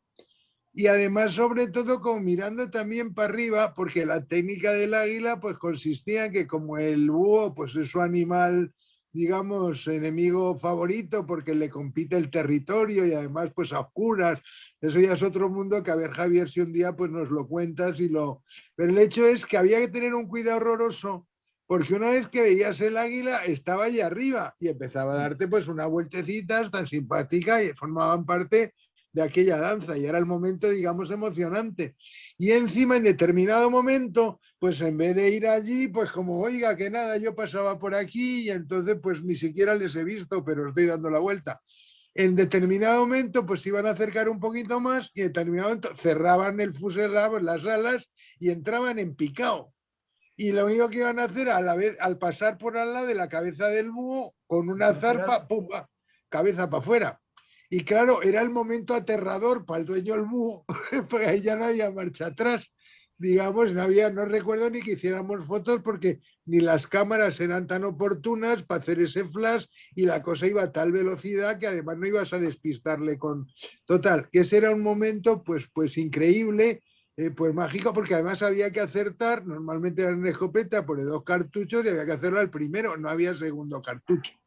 Entonces esa era. Y la otra que me pusiste tan a mano, pues hombre, en un momento en el cual, pues es mejor no decir la edad porque puedes incurrir en problemas de legislación, pero yo recuerdo pues que la primera vez que maté la primera perdiz, con mi entrenador jefe al lado, pues al vulgo mi padre, pues vamos, tuve una sensación pues de hombría, en el sentido de decir, oye, ya estoy admitido en el gremio de estos señores mayores que me permiten jugar con ellos y además la he matado antes que mi padre que estaba al lado y que podía también haberla matado. Entonces, bueno, pues ya me incluyen, ya voy a recibir un respeto, pues bienvenido, porque hasta ese momento pues eras el último de la fila, ¿no? Y entonces eres el último, pero un poco más al lado, ¿no? O sea que efectivamente produce unos efectos, como decía Javier, de un estado modificado de conciencia que te hace vivir con intensidad el presente. O sea, el rollo del cazar no es un rollo de filosofía y no es un rollo de sensaciones. Bueno, pues si al final pues te quieres ir pues a que te den un masaje porque te es imprescindible o irte a un sitio para tener aguas calientes, pues las aguas calientes, si están cerca del territorio de caza, pues son fantásticos. Pero están en el presente. Si hay recuerdos, pero muy cercanos a lo que estás haciendo, con lo cual es un estado de conciencia que, como decía Javier, se crea un nosotros entre los que van, se hacen bromas sobre cosas. Hombre, la parte de las bromas es que es fundamental. Yo la parte que la broma, pues el día que te vas a tirar en los Andes por primera vez haciendo parapente, pues también es el subidón de esos. Porque claro, pues te vas a ir a una meseta, pues a 4.000 metros, a 3.000 metros y te vas a tirar a un precipicio pues de 1.500, pero vamos, te faltan con 50 ya te puedes romper lo que quieras, ¿no? Entonces, claro, entre los cuentos de antes, pues se llegan a contar algunos cuentos pues casi como absurdos, que es el que te va a llevar en el parapente y se va a tirar contigo allí por primera vez y corriendo al precipicio, pues te cuenta que esto, pues vamos, que sí, él tiene un amigo que se dedicaba al parapente y se murió. Pero es que se murió arreglándole el visillo a su mujer en la casa porque se cayó sobre el cristal porque le patinó la silla. Y entonces dice, bueno, pues es una manera de decir que en casa tengo más peligro que aquí, o cómo son, o sea, se hacen muchos chistes y muchas bromas y muchos recuerdos y formas de hablar, y además conoces a la gente, porque si además se da que esa noche ya vives en la zona, pues la persona con la que compartes cuarto, pues se habla de todo, y además eso de estar un poco cerca de la muerte, o sea, pero de la muerte también propia. Yo he salido a veces, pues de repente, pues uno que se pega un tiro en una pierna, pues hay gente que sí, pues en ese momento te pegas un tiro en un pie. Y entonces, pues con 12 años tienes que salir corriendo por el campo para hacerte 3 kilómetros en la carrera para avisar a la Guardia Civil, que entonces vengan a echar una mano porque ellos son los que saben. O sea, encima no vas a ir de listo tú por el campo a ver si me traigo un burro a cogerlo, ¿no? Mientras que mi padre, que era médico, pues estaba con él aguantando el tirón y luego, pues cómo se le lleva a ser operado en Madrid. Entonces, es una manera de vivir situaciones, pues límites, que claro, comparadas con una película, pues ya, pues que no se compara. Hombre, se puede comparar a lo mejor con realidad virtual y eso ya hablaremos otro día. Pero es que la realidad virtual todavía no tiene el rollo del olfato y no tiene el rollo, ¿me entiendes?, del gusto y el táctil y estas cosas de esos sabores impresionantes y esos olores, ¿no? O sea que en ese sentido es sumamente formativo. Y ahí entonces hay que respetar, igual que decíamos, a las abuelas y a los abuelos, pues es a la gente que vive en el campo, que es responsable de la calidad de vida en esos campos porque lo viven cada día. Pues entonces esa gente pues hay que escucharlas, hay que ver cómo les va la cabeza. No es tan folclórico lo del campo. O sea, si el campo estás viviendo en una casa donde vivían los abuelos, pues hay una sabiduría acumulada. Pero como se te ocurre irte por libre al campo a pasar un invierno, pues cualquier cosa puede pasar, ¿no? O sea que en general la manera de relacionarse con la naturaleza es importantísima, que cuanto antes la empiece a hacer la gente, pues yo pensaría que es más formativa, y cuanto más realista sea la cosa, ¿no? O sea que eso es muy, muy claro, ¿no? Gracias. Muchas gracias, José María. Yo un poco quería añadir que está siendo para mí un descubrimiento. Tuve el regalo de conocer a Javier y a Yumiko gracias al doctor José María Poveda. Y mi perspectiva de la caza cambió, porque sí es cierto que tenía esa perspectiva que se ha divulgado tanto, ¿no? Dentro de esta cultura que tenemos completamente desnaturalizada en Occidente, de que la caza era un crimen y un horror. Al conocer a Javier y a Yumiko gracias a José María, pude ver toda la presencia del instinto que está en nuestra propia naturaleza, que es algo que va totalmente en consonancia con el medio natural, y que tiene también esa componente espiritual, es decir, que no es devorado en esta vida, ¿no? Y de alguna manera ese es el ciclo de la vida y su sentido. Y si es así, para algún bien ha de ser. Y que poder tener la libertad de generar tu propio alimento es ser tú mismo. Quiero decir con esto que mientras nosotros dependemos del alimento que otros nos dan, somos como esos animales domésticos que ya no saben cobijarse, que ya no saben alimentarse y que ya no saben oler. Y hablando del oler, la tradición de Occidente, que es como la gran desconocida, que sabemos mucho más en Occidente de las tradiciones de Oriente que de la nuestra propia.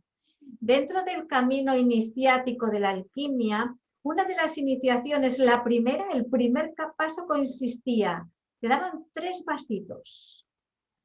Esos 3 vasitos, uno era un veneno mortal, otro medio y lo otro estaba bien. Te metían en una cámara y ahí te quedabas.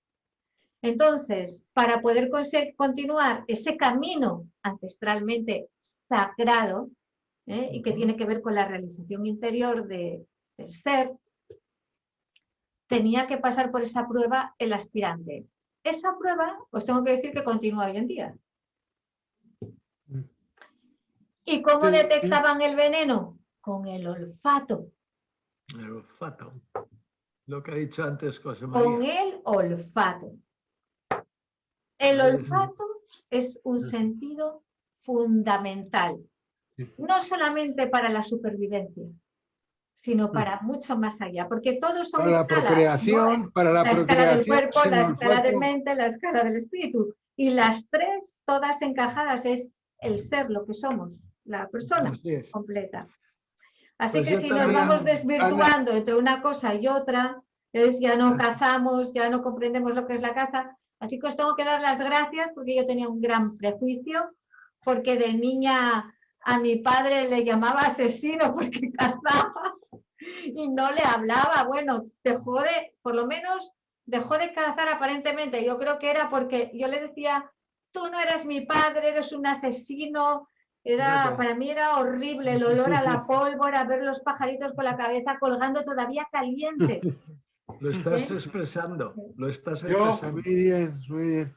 Si quieres te cuento cómo se remata una perdiz que ha quedado medio muerta, que yo lo he hecho, pero vamos, a lo mejor es un poco duro. No, yo ya estoy abierta porque la naturaleza es la naturaleza, tenemos cuerpos. Hay una cosa, o sea, a los animales que quedan heridos hay que matarlos, porque no se puede dejar un animal herido. Eso para empezar. Entonces, en concreto, un conejo es muy fácil, porque un conejo se coge de las piernas y se le da detrás o se le hace clac. Pero una perdiz, ¿cómo se remata una perdiz? Es muy sencillo, pero hay que tener, digamos, es un baño de... a mí cuando lo hice la primera vez, pues me llené no sé, de hormonas o de yo qué sé, o de sensaciones. Y es sencillamente, coges a la perdiz, coges su cabeza y la muerdes, así. Y así es como se remata una perdiz. Y la verdad, se remata así. Pues tiene un intercambio de aliento. ¡Qué horror! Porque ¡Qué yo horror! para revivir un pájaro, ¿sabes lo que hago? Porque yo revivo ¿Echarle pájaros. aliento? Le doy el aliento. Claro, eso es. Se Eso es. recupera. Tú recibes el El aliento de la aliento perdiz. es calorcito, Yo se lo doy. tu olor, Sí, tu calor. Pues, sí, como pues se tú hace con las recibes perdices, como... es así. Es su última exhalación. Ana, Sí. que ha aludido Javier a que dentro de nuestro cuerpo ocurren batallas tribales entre todo tipo de microorganismos. Entonces, el libro que me acabo de comprar ahí en Camboya es Encuéntrate Conoce con tus tus bacterias. bacterias, Meet Your Bacteria. Y dice, una introducción para que descubras las comunidades ocultas que viven en tus tripas y otros órganos. ¿Entendido? O sea, pues que si os parece otro día, porque ahora mismo lo que estamos viendo y que estáis hablando es que de lo que comemos, eso somos. Y entonces lo que ocurre, aparte de la famosa, la salud del cuerpo se fragua en la oficina del estómago e intestinos, pues resulta que es que esas comunidades que son en millones de bacterias, virus, hongos, con unas armonías particulares, resulta que están ahí dentro precisamente en las tripas, haciéndonos la comida, son los cocineros. Y si ellos funcionan bien, nuestro cerebro, el hígado, todos tienen de todo. Pero si por eso cuando se meten antibióticos a lo loco, te fastidias pues 1000 comunidades, 100.000 comunidades y luego ¿cómo las recuperas? Pues que si con los yogures, con si no sé qué, todas esas cosas. Entonces, interesantísimo este asunto. Y que sepamos que hay millones de virus que son nuestros benefactores y estamos aquí por ellos. Entonces, cuidado de asociar miedo a virus o asociar miedo a bacterias o asociar miedo a hongos. Solo porque estamos con ellos viviendo en comunidad, estamos vivos. Otra cosa es como lo de siempre, que haya un desmadre. Pues si hay un desmadre de unos, los otros no están. Y lo que habías apuntado al principio, Ana, muy interesante, es que cuando nos nacen las células blancas, los natural killers, para que están pues ahí, que si en la médula, en los propios huesos, nacen desentrenados. De hecho, no saben a dónde han venido, pues como una criatura recién llegada. El entrenamiento no se produce en la piel, porque aunque podamos defendernos del exterior, no creemos que el exterior lo tenemos sobre todo en la piel, no. El exterior son, por un lado, los pulmones, que hay mucho exterior ahí dentro, pues piensa en una mesa de ping-pong, no, piensa más en un campo tenis. Pero es que luego en el aparato digestivo hay tal cantidad, millones de elementos, que es que justo ellos son los que tienen toda esa guerra y cuando están bien nos producen la alimentación completa.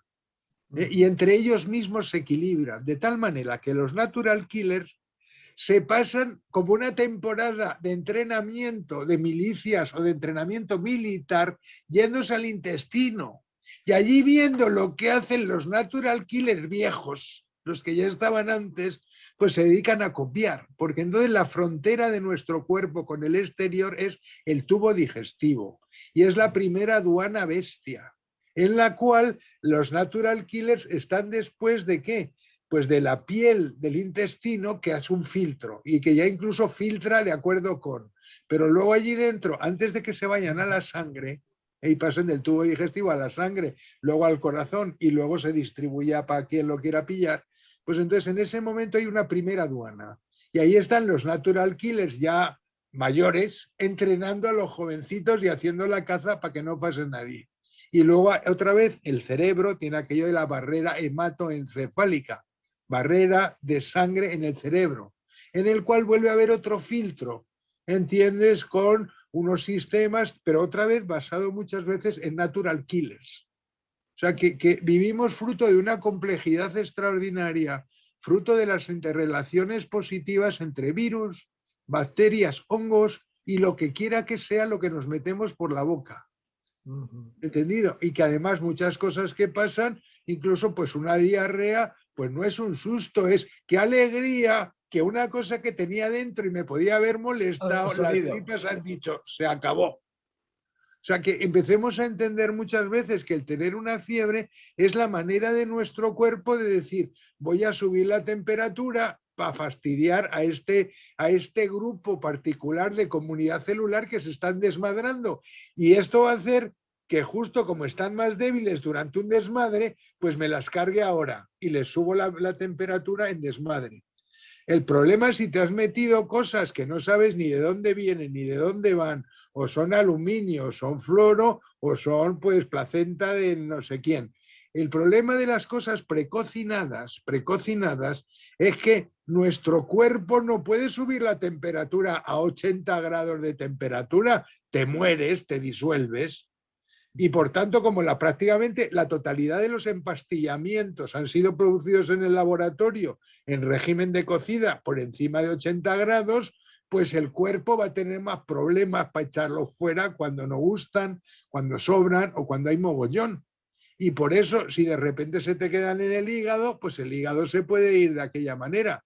Pero si se te quedan en el otro tubo de salida, que es el filtro de riñones, pues los riñones ya van a ser otro numerito. Entonces, gran atención, por tanto, a lo que comemos.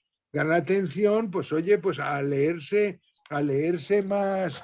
Quiero decir que es que ahora en las cocinas invitamos a que el personal tenga una lupa para leer lo que pone que han echado allí dentro y uno empieza a tener el criterio, pues como la panadera. Ayer pues me encontré una panadera nueva en el pueblo, en un sitio donde antes se vendían los periódicos, los periódicos se fueron al carajo en el pueblo, y allí ha puesto pues una panadería donde ya las calidades de los panes negros, vamos, con lo que llevan o dejan de llevar, y empezó a contarme las historias de las masas madres con lo que se hacían eso, y digo, oye, pues venga, pues ponme uno de 5 kilos y vale, pues vamos, ¿no? Ya me has dejado, ya hablaremos. O sea, quiero decir, ser más consciente de lo que pasa, poner como pensamiento crítico un poco, pues la experiencia primero de primera mano. O sea, empieza a creerte lo que tú de primera mano, o gente que con conciencia cercana, formando parte de nosotros, tal, pero usa la lupa para el pensamiento crítico, ¿no? Oye, muchísimas gracias, Ana y Javier, por haber venido, y Juan, Oye, pues yo no sé si Juan quiere, me gustaría, porque es el que ha hablado así más, si quieres decirnos algo más, Juan, para cerrar con la parte así espiritual, mística. Que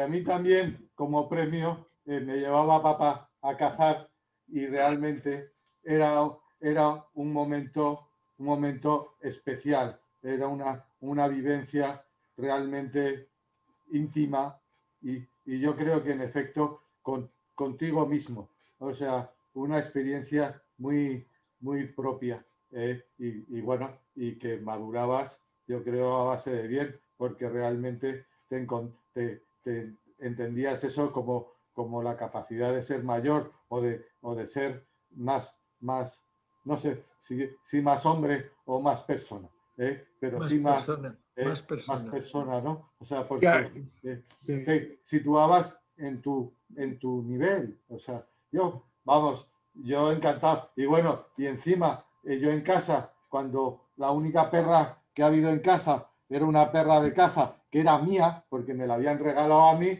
entonces era la excusa perfecta para ir a cazar, porque la perra era mía, y entonces era una buenísima perra de caza, una pointer, impresionante, que para cazar sobre todo cosa pequeña, pues era un disfrute, porque realmente la relación entre el animal, el perro, la caza y el hombre es una cosa espectacular a través de eso. Dime, José.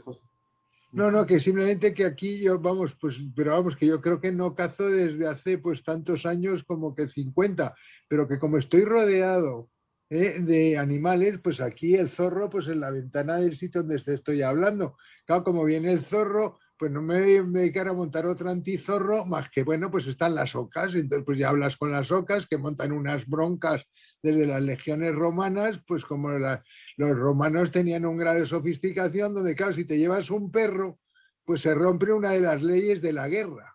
O sea, en la guerra lo ideal es ver sin ser visto. Entonces, la ventaja de cual los legiones romanas llevaban ocas es que te venía alguien a atacar y escuchaban un pato. Que los dos ya sabían como el pato o la oca había cantado para decir por allí viene uno y ya pues las tenían marcado y tú arrematabas. Pero es que tener un perro pues era tradicional, pero te decían dónde tú estabas si estabas atacando, fuera de tu territorio. Con el perro pues ya saben que estás allí. Entonces, en este sentido, pues ahora mismo pues lo que haces con los animales es que ellos mismos organizan sus territorios. Y entonces pues asocias unos perros que tienen un territorio. Claro, resulta que ese perro le tiene que enseñar el territorio pues el primer año. Porque si ya viene con las querencias de haber estado con no sé quién en tal sitio y luego la perrera, pues eso es mucho más difícil de reconducir.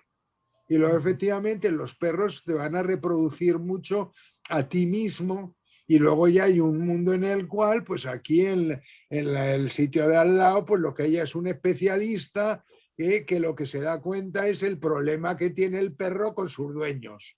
Y los dueños vienen acusando al perro de mala conducta y entonces el otro tiene que explicarle a pachas con el perro, que es con el que se entienda, pues cómo mejorar la conducta de los dueños. ¿Entiendes? Entonces esto es muy interesante porque gracias a los animales se puede hacer esto que se llama psicoterapia asistida con animales, que es una cosa muy, muy bonita porque eso ya es un mundo, pues hay gente con mundos riquísimos interiores a las cuales los felinos y singularmente el gato, pues ya le da para todo, pero porque es una sutileza la que hay ahí, pero el gato es dueño de sí mismo, o la gata pues aún más.